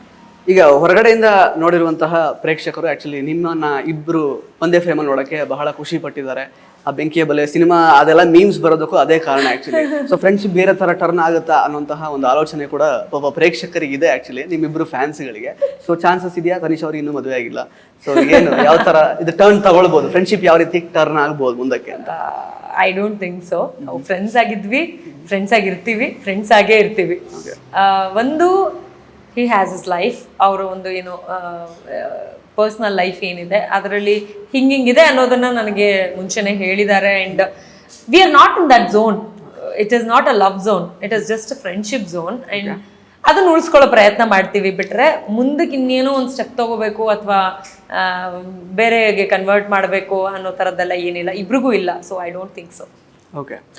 So actually ಅದೇ ಹಾರ್ಟ್ ಬ್ರೇಕ್ ಆಗಿರುತ್ತೆ ನಿಮ್ಮ ಈ ಒಂದು ಉತ್ತರ ಕೇಳಿ ನಿಮ್ಮಿಬ್ಬರ ಫ್ಯಾನ್ಸ್. ಇಲ್ಲ, ನಾನು ಯಾವ್ದಾದ್ರು ಬೇರೆ ವಿಚಾರನ ತಗೊಂಡ್ ಬರ್ತೀನಿ ನಿಮ್ಮ ಹಾರ್ಟ್ ನ ಫಿಲ್ ಮಾಡೋದಕ್ಕೆ. ಕರೆಕ್ಟ್. ಆದ್ರೆ ತನಿಷ್ ಅವ್ರು ಹಾಗಾದ್ರೆ ಯಾವ ಮದುವೆ ಆಗ್ತಾರೆ? ಅಮ್ಮ ನೋಡ್ಕೊಂತಾರೆ ಅಷ್ಟು. ಈಗ ಸದ್ಯಕ್ಕೆ ತಲೆ ಎಲ್ಲ ಏನ್ ಜಾಸ್ತಿ ಓಡ್ತಾ ಇಲ್ಲ ಅದ್ರ ಬಗ್ಗೆ. ಈ ಮುಂಚೆನೂ ಜಾಸ್ತಿ ಇದಿರ್ಲಿಲ್ಲ. ಆಗತ್ತೆ, ಹೋಗೋ ಒಂದು ಒಳ್ಳೆ ಟೈಮಲ್ಲಿ. ಓಕೆ. ಸೊ ಈಗ ಬಿಗ್ ಬಾಸ್ ಮನೆ ವಿಚಾರಕ್ಕಿಂತ ಬರೋದಾದ್ರೆ, ಈಗ ಉಳಿದಿರೋದು 6 ಜನ. ಮಿಡ್ ವೀಕ್ ಎಲಿಮಿನೇಷನ್ ಅಲ್ಲಿ ಯಾರು ಹೋಗ್ಬೋದು ಅಂತ ನಿಮ್ ಪ್ರಕಾರ ಅನ್ಸುತ್ತೆ ನಿಮ್ಗೆ? ಐ ಫೀಲ್ ವಿನಯ್ ಅಥವಾ ತುಕಾಲಿ ಹೋಗ್ಬೋದು. ಓಕೆ. ರೀಸನ್ ಏನ್ ಎಲ್ಲರೂ ಬಿಗ್ ಬಾಸ್ ಆಗಿದ್ದೀರಾ, ಎಲ್ಲದಕ್ಕೂ ಸೂಕ್ತ ಕಾರಣ ಕೇಳ್ತಾ ಇದ್ದೀರಾ ನೀವು. ವಿನಯ್ ಯಾಕಂತಂದ್ರೆ ಅವರು ಇನ್ನೂ ಹತ್ತೋದಕ್ಕೆ ಇನ್ಯಾವ ಸ್ಟೆಪ್ ಉಳ್ದಿಲ್ಲ ಅಲ್ಲಿ. ಆ ಕಾರಣಕ್ಕೆ ವಿನಯ್ ಅಂತ ಅನ್ಸ್ತಾರೆ. ಅದೇ ಅವ್ರವ್ರ ಸ್ಟೆಪ್ಪು ಪಾಪ ತುಂಬಾ ಜನ ಇದ್ರು ಹೆಲ್ಪ್ ಮಾಡೋದಕ್ಕೆ, ಆ ಥರದ್ದು ಆಯ್ತು. ಇವಾಗ ಒಬ್ಬಂಟಿ ಆಗಿದ್ದಾರೆ. So I feel he is little, and ಅವ್ರ ಕಾಂಟ್ರಿಬ್ಯೂಷನ್ ಚೆನ್ನಾಗೇ ಇದೆ, ಇಲ್ಲ ಅಂತ ಹೇಳ್ತಾ ಇಲ್ಲ. ಬಟ್ ಒಳ್ಳೆ ವಿಚಾರಗಳಿಗೆ ನಿಂತಿರೋದು ಬಹಳ ಕಡಿಮೆ. ಸೊ ಅದು ಮ್ಯಾಟ್ರ್ ಆಗಬಹುದು ಅಂತ ನನಗನ್ಸುತ್ತೆ. ಬಿಕಾಸ್ ಕೆಟ್ಟ ವಿಚಾರಕ್ಕೆ ಯಾರು ಬೇಕಾದ್ರೂ ನಿಂತ್ಕೊತಾರೆ, ಜಗಳ ಮಾಡ್ಕೊತಾರೆ, ಅವ್ರನ್ನ ಅವ್ರು ಪ್ರೊಟೆಕ್ಟ್ ಮಾಡ್ಕೊಳ್ಳೋದಕ್ಕೆ ಮಾಡ್ತಾರೆ. ಒಳ್ಳೆ ವಿಚಾರಗಳಿಗೆ ಎಷ್ಟು ನಿಂತಿದ್ದಾರೆ ಅನ್ನೋದನ್ನ ಲೆಕ್ಕ ಹಾಕಬೇಕಾಗತ್ತೆ. So that counts. ಅದು ಬಿಟ್ಟರೆ ತುಕಾಲಿ ಯಾಕೆ ಅಂತಂದರೆ, ಅಗೇನ್ ಒಳ್ಳೇದು ಮಾಡೋದಕ್ಕಿಂತ ಕೆಟ್ಟದಾಗ ಮಾತಾಡಿರೋದೇ ಹೆಚ್ಚು ಅಂತ ಎಲ್ಲರೂ ಹೇಳಿದ್ದಾರೆ. ಅದು ಬಿಟ್ಟರು ಟಾಸ್ಕು ಅಥವಾ ಅವರೊಂದು ಮನೆಯಲ್ಲಿ ಏನಾದರೂ ಕೆಲಸಗಳು ಮಾಡೋದಾಗಿ ಇದೆಲ್ಲ ಝೀರೋನೇ ಇದೆ. ಟಾಸ್ಕ್ ಮಾಡಿದ್ದಾರೆ ಯಾವಾಗಾದ್ರೂ ಅವಕಾಶ ಸಿಕ್ಕಾಗ, ಇಲ್ಲ ಅಂತಲ್ಲ. ಬಟ್ ಮನೆಯಲ್ಲಿ ಏನಾದರೂ ಒಂದು ಮಾಡಬೇಕು ಅಂತಂದರೆ ಇಲ್ಲ, ಅವ್ರಿಗೆ ಏನು ಬೇಕು ಅದಷ್ಟೇ ಮಾಡಿದ್ದಾರೆ ಅವರು. ಅದು ಬಿಟ್ಟರೆ ಬೇರೆ ಅಂತ ಇಲ್ಲ. ಈಗ 2 ಕಾರಣಕ್ಕೆ ಹಂಗೆ ಅನ್ನಿಸ್ತೆ. ಓಕೆ. ಇನ್ನು ಆ್ಯಕ್ಚುಲಿ ಈಗ ಸೋಂಬೇರಿ, ಹುಟ್ಟು ಸೋಂಬೇರಿ ಅದು. ಓಕೆ. ಇನ್ನು ಸಂಗೀತ ಅವರು ಮತ್ತು ಪ್ರತಾಪ್ ಅವರು ಕಣ್ಣಿಗೆ ಸ್ವಲ್ಪ ಅದು ಪ್ರಾಬ್ಲಮ್ ಆದಾಗ ಹೊರಗಡೆ ಹೋಗಿ ಒಂದು 3 ದಿನ ಇದ್ದು ಹೊರಗೆ ಬಂದರು. ಮತ್ತು ಇನ್ನೊಂದ್ಸಲ ಪ್ರತಾಪ್ ಅವರು ಆ್ಯಕ್ಚುಲಿ ಫುಡ್ ಪಾಯ್ಸನಿಂಗ್ ಏನೋ ಆಗಿ ಒಂದು 2 ದಿನ ಹೋಗಿ ಹೊರಗೆ ಬಂದರು. ಆ 2 ಸನ್ನಿವೇಶಗಳಲ್ಲಿ ಆ್ಯಕ್ಚುಲಿ ತುಂಬ ಚರ್ಚೆ ಆಯಿತು. ಅವ್ರು ಹೊರಗಡೆ ಹೋಗಿ ಒಳಗೆ ಬಂದಮೇಲೆ ಸಾಕಷ್ಟು ಚೇಂಜಸ್ ಆಯಿತು ಅವ್ರ ಬಿಹೇವಿಯರಲ್ಲಿ ಅಂತ. ಆಗಿರ್ಬೋದಾ? ಹೊರಗಡೆ ಇರೋ ವಿಚಾರಗಳು ಅವರಿಗೆ ಗೊತ್ತಾಗಿರ್ಬೋದಾ, ಹೇಗೆ ಅಂತ? ಬಿಗ್ ಬಾಸ್ ತಂಡದಲ್ಲಿ ದೇ ಮೇಕ್ ಶೋರ್ ಏನು ವಿಚಾರಗಳು ಗೊತ್ತಾಗಬಾರ್ದು ಅಂತ. ಅವ್ರು ಎಲ್ಲೇ ಇದ್ರು, ಹೇಗೆ ಇದ್ರು. ಬಟ್ ಏನಾಗುತ್ತೆ, ಕ್ಯಾಮ್ರಾ ಇಲ್ದಿರೆ ನಮಗೆ ಕೂತು ಯೋಚನೆ ಮಾಡೋಕೆ ಒಂದು ಅವಕಾಶ ಸಿಕ್ಕಿರುತ್ತೆ. ನಾವೊಂದು ಕ್ಯಾಲ್ಕುಲೇಟ್ ಮಾಡೋದಕ್ಕಾಗಲಿ, ಪ್ಲ್ಯಾನ್ ಮಾಡೋದಕ್ಕಾಗಲಿ ಒಂದು ಅವಕಾಶ ಸಿಕ್ಕಿರುತ್ತೆ. ಏನು ನಡೆದಿದೆ, ಏನು ನಡೀತಾ ಇದೆ, ಯಾಕೆ ನಾನು ಹಿಂದೆ ಉಳಿದಿದ್ದೀನಿ, ಇದು ಮಾಡಿದ್ರೆ ಅದೇನಾಗುತ್ತೆ ಅಂತ ಕ್ಯಾಲ್ಕುಲೇಟ್ ಆರಾಮಾಗಿ ಮಾಡ್ಬೋದು. ನಾವು ಎಕ್ಸ್ಪ್ರೆಸ್ ಮಾಡ್ಕೋಬೋದು, ಸೆಲ್ಫಿಗೆ ಎಕ್ಸ್ಪ್ರೆಸ್ ಮಾಡ್ಕೋಬೋದು. ಅದು ನಡೆದಿರಬಹುದು. ಬಟ್ ಬಿಗ್ ಬಾಸ್ ತಂಡದವರು ಯಾರೇ ಆಗಿದ್ರು ನಮಗೆ ಹೊರಗಿನ ವಿಚಾರನ ತಲುಪಿಸದೇ ಇರೋದಕ್ಕೆ ಏನು ಬೆಸ್ಟ್ ಮಾಡಬೇಕು ಅದನ್ನು ಮಾಡ್ತಾರೆ. ಸೊ ನಮಗೆ ಯಾವುದು ಹೊರಗಿನ ವಿಚಾರಗಳು ಅದನ್ನೆಲ್ಲ ಬೈಪಾಸ್ ಮಾಡಿ ಗೊತ್ತಾಗುವಂತಹ ವಿಷಯ ಇರಲ್ಲ. ಏನ್ ಗೊತ್ತಾ, ಅಕಸ್ಮಾತ್ ನಮ್ಗೆ ಏನಾದ್ರು ಗೊತ್ತಾಯ್ತು ಅಂತಂದ್ರೂ ನಾವು ಅಲ್ಲಿ ಬಂದು ಏನೂ ಮಾಡೋಕ್ಕಾಗಲ್ಲ. ಸೊ ಇದನ್ನ ನಾನು ಅರ್ಥ ಮಾಡ್ಕೊಂಡಿದ್ದೀನಿ. ಬಟ್ ಇವ್ರುಗಳು ಕ್ಯಾಲ್ಕುಲೇಟ್ ಮಾಡೋದಕ್ಕೆ ತುಂಬಾ ಜಾಗ ಸಿಕ್ತು ಅಂತ ನನಗೆ ಅನ್ಸುತ್ತೆ. ಸೊ ಇನ್ನೊಂದು ಅನಲೈಸ್ ಮಾಡಿ ನಾವು ಕೂತ್ಕೊಂಡು ಯೋಚನೆ ಮಾಡಿದಾಗ ತುಂಬಾ ವಿಚಾರಗಳು ಗೊತ್ತಾಗ್ಬಿಡುತ್ತೆ. ಪ್ರತಾಪ್ ಅವರು ಅದೇ ಕಾರಣಕ್ಕೆ 2ನೇ ಸಲ ಹೋದ್ರ ಹೇಗೆ ಅಂತ? ಅವ್ರು ಅವತ್ತು ಬೇಜಾರು ಮಾಡಿಕೊಂಡು ಊಟ ಬಿಡುವಂಥ ವಿಷಯ ಅಂಥದ್ದೇನೂ ಆಗಿರಲಿಲ್ಲ. But I don't know personally what is this problem. ಅವರು ಬಹಳ ಬೇಗ ಮನಸ್ಸಿಗೆ ವಿಷಯಗಳನ್ನ ತಗೊಳ್ತಾರೆ. ನಮ್ರತಾ ಅವರು ತಗೊಳ್ತಾರೆ, ಬಟ್ ಹತ್ತು ಕರೆದು ಹೆಂಗೋ ಮುಗಿಸ್ಕೊಂಡ್ಬಿಡ್ತಾರೆ. ಅಂದರೆ ತುಂಬ ಬೇಗ ಹಾರ್ಟಿಗೆ ತಗೊಳ್ಳೋಂಥ ವ್ಯಕ್ತಿಗಳು ಇವರಿಬ್ರು. ಏನಾದರೂ ಒಂದು ನಡೀತು ಅಂತಂದ್ರೆ ಅಯ್ಯೋ ಹಿಂಗಾಗೋಯ್ತು ಅಂತ ಅಷ್ಟು ಬೇಗ ಹಾರ್ಟಿಗೆ ತಗೊಳ್ಳೋಂಥ ವ್ಯಕ್ತಿಗಳು. ಸೊ ನಮ್ರತಾ ಅವ್ರು ಒಂಚೂರು ಹತ್ತು ಮಾಡಿ ಸಮಾಧಾನ ಮಾಡ್ಕೊಂಡ್ಬಿಡ್ತಾರೆ, ಅಥವಾ ಅವ್ರಿಗೆ ಸಮಾಧಾನ ಮಾಡೋರು ಇರೋದ್ರಿಂದ ಆ ಥರ ಅನಿಸ್ತಿರ್ಬೋದು. ಆ ಹುಡುಗಂಗೆ ಸಮಾಧಾನ ಮಾಡಿದ್ರು ಸಮಾಧಾನ ಆಗಲ್ಲ, ಅವನು ಒಂದೇ ದಾರಿಯಲ್ಲಿ ಇರ್ತಾನೆ. ಸೊ ಅವ್ನು ಒಂಚೂರು ಕ್ಯಾಲ್ಕುಲೇಟ್ ಮಾಡೋದಕ್ಕೆ ಏನಾದರೂ ಟೈಮ್ ಬೇಕಿತ್ತು ಅಂತ ಕಾಣಿಸುತ್ತೆ. ಆ ಟೈಮ್ ಅವನಿಗೆ ಸಿಕ್ತು, ಆ ಸಿಕ್ಕಾಗ ಪ್ರಾಬಬ್ಲಿ ಇದನ್ನ ಚೇಂಜ್ ಮಾಡ್ಕೊಂಡ್ರೆ ಇದಾಗತ್ತೆ ಅಂತ ಬೆಟರ್ಮೆಂಟ್ ಆಗಿರ್ಬೋದು. ಕರೆಕ್ಟ್. ಇನ್ನು ಈ ಒಂದು ಬಿಗ್ ಬಾಸ್ ಸೀಸನ್ ಏನು ಸಮಥಿಂಗ್ ಸ್ಪೆಷಲ್ ಅಂತ ಸ್ಟಾರ್ಟ್ ಆಯಿತು, ತುಂಬ ಕಾಂಟ್ರವರ್ಸಿಗೆ ಗುರಿ ಆಯಿತು. ಎಸ್ಪೆಷಲಿ 2 ರೀಸನ್ಗೆ. ಒಂದು ವರ್ತೂರ್ ಅವರು ಆ್ಯಕ್ಚುಲಿ ಆ ಒಂದು ಹುಲಿ ಉಗುರು ವಿಚಾರಕ್ಕೆ ಜೈಲ್ಗೆ ಹೋಗಿ ಬಂದಿದ್ದಂಥದ್ದು. ಆಮೇಲೆ ರೋಹನ್ ಅವರು ಆ್ಯಕ್ಚುಲಿ ಒಂದು ವಿಷಯನ ಹೇಳ್ಕೊತಾರೆ. ನಮಗೆ ಕೋವಿಡ್ ಟೈಮಲ್ಲಿ ಒಂದೇನೋ ಇನ್ವೆಸ್ಟಿಗೇಷನ್ ಆಗುವಾಗ ತಲೆ ಹೊಡೆದ್ರು, ತಂಗಿನ ಮದುವೆ ಆಗುತ್ತೆ ಹಾಗೆಲ್ಲ ಹೆದರಿಸಿದ್ರು, ಆ ಥರದ್ದೆಲ್ಲ. ಸೊ ಅದಾದಮೇಲೆ ಆ ನೋಡಲ್ ಆಫೀಸರ್ ಆ್ಯಕ್ಚುಲಿ ಅವ್ರ ಮೇಲೆ ಕೇಸ್ ಹಾಕಿದ್ದಾರೆ. ಇವಾಗ ಅದು ಬೇರೆ ಥರನೇ ಟರ್ನ್ಸ್ ತಗೊಳ್ತಾ ಇದೆ. ಸೊ ನಿಮ್ಗೆ ಏನು ಅನ್ಸುತ್ತೆ ಈ 2 ವಿಚಾರಗಳ ಬಗ್ಗೆ? ಅಲ್ಲಿ ಒಳಗಡೆ ಇರೋರಿಗೆ ಏನಾಗ್ಬಿಡತ್ತೆ ಅಂತಂದ್ರೆ, ಪಾಪ ಹುಲಿ ಉಗ್ರದು ನಾನೇನು ಮಾತಾಡೋಕ್ಕಾಗಲ್ಲ. ಬಿಕಾಸ್ ಅವ್ರೇನೋ ಹಾಕೊಂಡಿದ್ರು, ಇದೇನೋ ನೋಡಿದ್ರು, ಅವ್ರಿಗೆ ಯಾರಿಗೋ ಸರಿ ಅನಿಸ್ಲಿಲ್ಲ, ಅದು I don't have any comments on that. Pratap ವಿಚಾರದಲ್ಲಿ ಅವನು ಇನ್ನೋಸೆಂಟ್ ಅಂತ ಪ್ರೂವ್ ಮಾಡ್ಕೊಳ್ಳೋದಕ್ಕೆ ಏನೋ ಮಾಡಕ್ಕೆ ಹೋಗಿ ಎಡವಟ್ ಮಾಡ್ಕೊಂಡೇನೋ ಅಂತ ಅನ್ಸುತ್ತೆ. That's all I can say, because I don't know much about it. ಅದು ಅಲ್ಲಿ ಇನ್ನೂ ಒಂದು ಏನಾಗುತ್ತೆ ಅಂತಂದ್ರೆ, ಎಷ್ಟು ವಿಚಾರಗಳು ನಡೀತಿರುತ್ತಲ್ಲ, ನಮ್ಗೆ ಯಾವುದು ತಲೆನಲ್ಲಿ ಉಳಿಯಲ್ಲ. ಅದು ಇಲ್ಲಿ ಮ್ಯಾಟ್ರ್ ಆಗಿದೆ ಅನ್ನೋದೇ ಗೊತ್ತಾಗಿರಲ್ಲ ನಮಗೆ, ಆ ಥರ ಆಗುತ್ತೆ. So I don't have so much to say about that. ಅಂದರೆ ಎಲ್ಲೋ ಅವರು ನಾನು ಇನ್ನೋಸೆಂಟು, ನನ್ನನ್ನು ಕೇರ್ ಮಾಡಿ ಅನ್ನೋದನ್ನ ತೋರ್ಸಕ್ಕೆ ಹೋಗಿ ಏನೋ ಎಡವ್ಕೊಂಡ್ರು ಅಂತ ಅನ್ಸುತ್ತೆ. ಸೊ ಈಗ ತನಿಷ್ ಅವ್ರಿಗೆ ಕಿಚ್ಚನ ಚಪ್ಪಾಳೆ ಸಿಗ್ಲಿಲ್ಲ, ಹೌದು. ಬಟ್ ಕಿಚ್ಚ ಸುದೀಪ್ ಅವ್ರು ಮಾಡಿಕೊಟ್ಟಂತಹ ಅಡಿಗೆ ಆಗಿರ್ಬೋದು, ಅದನ್ನೆಲ್ಲ ಮತ್ತು ಅವ್ರ ಜೊತೆಗೆ ಇಂಟರಾಕ್ಟ್ ಮಾಡುವಂತಹ ಒಂದು ವಿಷಯ. ಆ್ಯಕ್ಚುಲಿ ನೀವು ಸೀರಿಯಲ್ ಮಾಡುವಂತಹ ಸನ್ನಿವೇಶದಲ್ಲಿ ಯಾವುದೋ ಒಂದು ಫಂಕ್ಷನಿಗೆ ಬಂದಾಗ ನೀವು ಅವರನ್ನ ಹಗ್ ಮಾಡಬೇಕು ಅನ್ನೋ ಕಾರಣಕ್ಕೆ ನೀವು ಸ್ಟೇಜ್ ಮೇಲೆ ಹೋಗಿ ಅವರನ್ನ ಹಗ್ ಮಾಡಿದ್ರಿ, ಆ ಥರದ್ದೆಲ್ಲ. ಅದಾದ್ಮೇಲೆ ಕಟ್ ಮಾಡಿದ್ರೆ ಈ ರೀತಿ ಒಂದು ಅವಕಾಶ, ಅವ್ರ ಜೊತೆಗೆ ವಾರಕ್ಕೊಂದ್ಸಲ ಇಂಟರಾಕ್ಟ್ ಮಾಡುವಂತಹ ಅವಕಾಶ, ಸೊ ಅವರಿಂದ ಫುಡ್ ತಯಾರಿಸ್ಕೊಂಡು ಅದನ್ನ ತಿಂದಿದ್ದಂತಹ ಒಂದು ಅವಕಾಶ, ಇದನ್ನೆಲ್ಲ ಜ್ಞಾಪಿಸ್ಕೊಳ್ಳುವಾಗ ಏನು ಅನ್ಸುತ್ತೆ ನಿಮಗೆ ಅಂತ? ತುಂಬ ಖುಷಿ ಆಗುತ್ತೆ. ನಾನು very first I don't remember if it's 10th or 1st PUC, ಎಕ್ಸಾಕ್ಟಾಗಿ ನೆನಪಿಲ್ಲ ನನಗೆ. ಬಟ್ ಹುಬ್ಳಿ ಶೂಟಿಂಗ್ ನಡೀತಿತ್ತು. ಸೊ ಆ ಶೂಟಿಂಗ್ ಸ್ಪಾಟಿಗೆ ಹೋಗಿದ್ದಾಗ ಒಂದು ಫೋಟೋ ತೊಗೊಳೋದಕ್ಕೆ ನನಗೆ ಬಿಡ್ತಿರ್ಲಿಲ್ಲ. So like it's a shooting spot and ಯಾರೋ ಬಂದಿದ್ದಾರೆ ಅನ್ನೋ ಥರದೆಲ್ಲ ಆಗಿತ್ತು ಅದು. ಫೋಟೋ ತೊಗೊಳಕ್ಕಾಗಲಿಲ್ಲ. ಆಮೇಲೆ ಮ್ಯಾನೇಜರ್ ಹತ್ರ ಯಾರ ಹತ್ರನೋ ಮಾತಾಡಿ ಅಂಕಲ್ಲು ಹೋಗಿ ಮಾತಾಡಿಸಿ ಫೋಟೋ ತೆಗೆಸ್ಕೊಟ್ಟಿದ್ರು. ಆ ಒಂದು ಜಾಗ ಬಿಟ್ಟರೆ ನಾನು ಅವ್ರನ್ನ ನೋಡೋದಕ್ಕೆ ಅವಕಾಶ ಸಿಕ್ಕಿರಲಿಲ್ಲ. ನನಗೆ ನಲ್ಲ ಅವರ ಸಿನಿಮಾ ತುಂಬ ಅಂದರೆ ತುಂಬ ಫೇವ್ರೆಟ್. ಇವತ್ತಿಗೂ ನಾನು ಮತ್ತೆ ಮತ್ತೆ ನೋಡೋವಂಥ ಸಿನಿಮಾ. ಮತ್ತು ಮಲಗೆ ಮಲಗೆ ಗುಬ್ಬಿ ಮರಿ ಸಾಂಗ್ಸ್ ನನ್ನ ವೆರಿ ಫೇವ್ರೆಟ್ ಸಾಂಗ್. ಸೊ ಅಲ್ಲಿರುವಂಥ ಒಬ್ಬ ಸುದೀಪ್ ನನಗೆ ಸಿಕ್ಕಾಪಟ್ಟೆ ಇಷ್ಟ. ಆ ಒಂದು ಚಾಮ್ ಅಲ್ಲಿರುವಂಥ ಒಂದು ಸುದೀಪ್ ಸರ್ ತುಂಬ ಇಷ್ಟ ನನಗೆ.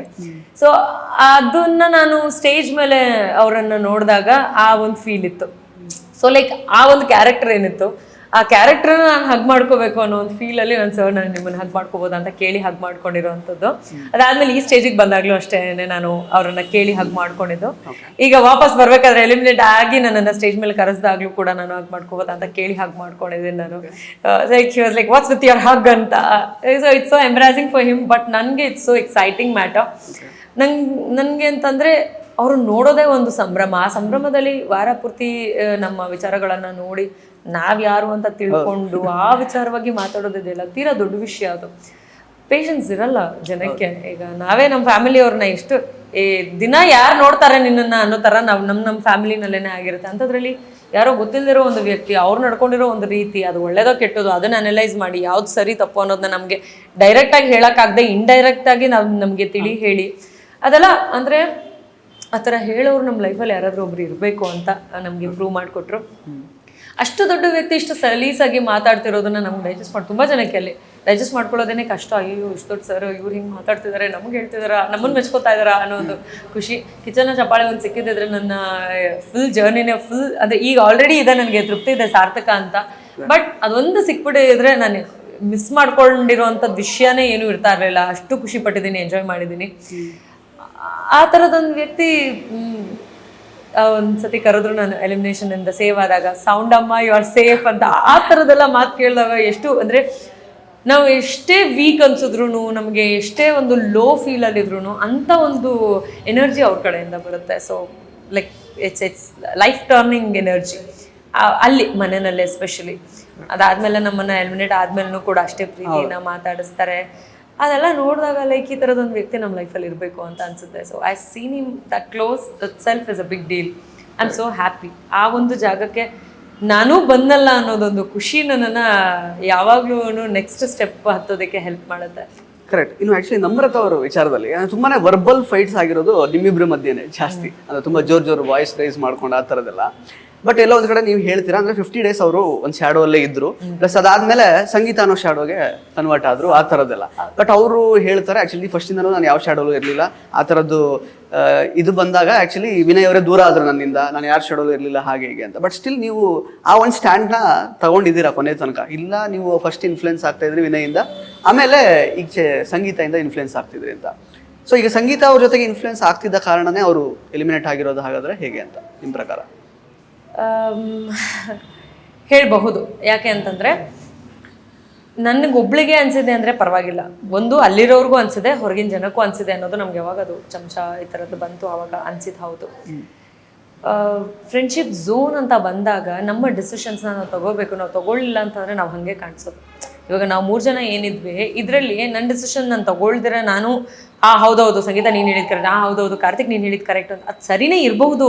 ಬಟ್ ನನ್ನ ಡಿಸಿಷನ್ ತಗೋತಾ ಇದ್ದೀನಿ ಅಂತ ಹೊರಗಡೆ ಜನಕ್ಕೆ ಗೊತ್ತಾಗ್ತಿಲ್ಲ, ಅದು 4ನೇ ವ್ಯಕ್ತಿಗೆ ಗೊತ್ತಾಗ್ತಿಲ್ಲ ಅಂತಂದ್ರೆ definitely I look like A shadow. ಅದೇ ಆಗಿದ್ದಲ್ಲಿ ಅವ್ರ ಡಿಸಿಷನ್ಸ್ನ ಅವ್ರು ತಗೊಳ್ತಾ ಇರೋದು ನಮ್ಗೆ ಎಲ್ಲೂ ಕಾಣಿಸ್ತಿರ್ಲಿಲ್ಲ. ಸೊ ನಾವು ಅದನ್ನ ಹೇಳಿದ್ರೆ ಬೇರೆ ಏನು ಹೇಳಕ್ ಆಗ್ತಿರ್ಲಿಲ್ಲ. ಅದಾದ್ಮೇಲೆ ಅವರು ಇದರಿಂದ ಹೊರಗೆ ಬರ್ತೀನಿ ಅಂತ ಹೇಳ್ಕೊಂಡೇ ಬರ್ತಾರೆ, ಆಟ ಆಡ್ತಾರೆ, ವಾಟ್ ಎವರ್ ಅವ್ರು ಚೆನ್ನಾಗಿ ಇರ್ತಾರೆ. ಅದಾದ್ಮೇಲೆ ಸಂಗೀತ ಅವ್ರ ಗ್ರೂಪ್ಗೆ ಹೋಗ್ತಾರೆ. ಸಂಗೀತ ಅವ್ರ ಗ್ರೂಪ್ಗೆ ಹೋದಾಗಿಂದ ಅಂದ್ರೆ ಅಲ್ಲಿ ಎವಿಡೆಂಟ್ ಆಗಿ ನೀವು ನೋಡ್ಬೋದು, ಸಂಗೀತ ಅವ್ರನ್ನ ಪುಷ್ ಮಾಡಿದ್ರೇನೆ ಅವ್ರು ಮುಂದಕ್ಕೆ ಹೋಗೋದು ಅನ್ನೋ ಥರ ಒಂದಷ್ಟು ಗೇಮ್ಸ್ಗಳೆಲ್ಲ ಆಗುತ್ತೆ. ಅದು ನೆಕ್ಸ್ಟ್ ವಾರಕ್ಕೂ ಫಾಲೋ ಆಗುತ್ತೆ. ಆ ಕ್ಯಾಪ್ಟನ್ಸಿ ಏನು ಟಿಕೆಟ್ ಟು ಫಿನಾಲೆ ಟಾಸ್ಕಲ್ಲೂ ಅದು ಇಂಪ್ಲಿಮೆಂಟ್ ಆಗುತ್ತೆ. ನನಗೆ ಮಾತ್ರ ಅನ್ಸೋದಾಗಿದ್ದಿದ್ರೆ ಇವಾಗ ಹೊರಗಡೆ ಜನಕ್ಕೆ ಯಾಕೆ ಅನಿಸ್ತಾ ಇದೆ, if at all I was wrong, ನಾನು ಆ ಸ್ಟ್ಯಾಂಡ್ ತೊಗೊಂಡಿರೋದು ಯಾರಿಗಾದ್ರೂ ಕೆಟ್ಟದಾಗ ಅನ್ಸಿದ್ರೆ ಅವ್ರು ಕೊನೆಯಲ್ಲಿ ನಾಮಿನೇಟ್ ಮಾಡ್ಬೇಕಾದ್ರೂ ಹೇಳಿದ್ರು ನಾನು ಸೇಫಾಗಿ ಕಾಣಿಸ್ತಿದೆ ಗುರು, ಅದು ಕಾಣಿಸ್ತಿರೋದಕ್ಕೆ ಹೇಳ್ತಿರೋದು, ಕಾಣಿಸಿಲ್ಲ ಅಂತಂದಿದ್ರೆ ಹೇಳ್ತಿರಲಿಲ್ಲ. ಈಗ ನಮಗೆ ಅವ್ರ ಜೊತೆ ಫ್ರೆಂಡ್ಶಿಪ್ ಬೆಳೆಸ್ಕೋಬೇಕು ಅಂತಿದೆ. ಬಟ್ ಅಲ್ಲಿ ಏನು ಕಂಟೆಸ್ಟೆಂಟ್ ಆಗಿ ಏನು ನೋಡ್ತಾ ಇದೀವಿ ನಾವು ವಿನಯ್ ಜೊತೆನಲ್ಲಿ ಅಥವಾ ಸಂಗೀತ ಜೊತೆನಲ್ಲಿ ನಾವೇನು ನೋಡ್ತಾ ಇದ್ವಿ, ಆ ನಮ್ರತ ನನಗೆ ಬೇಡ.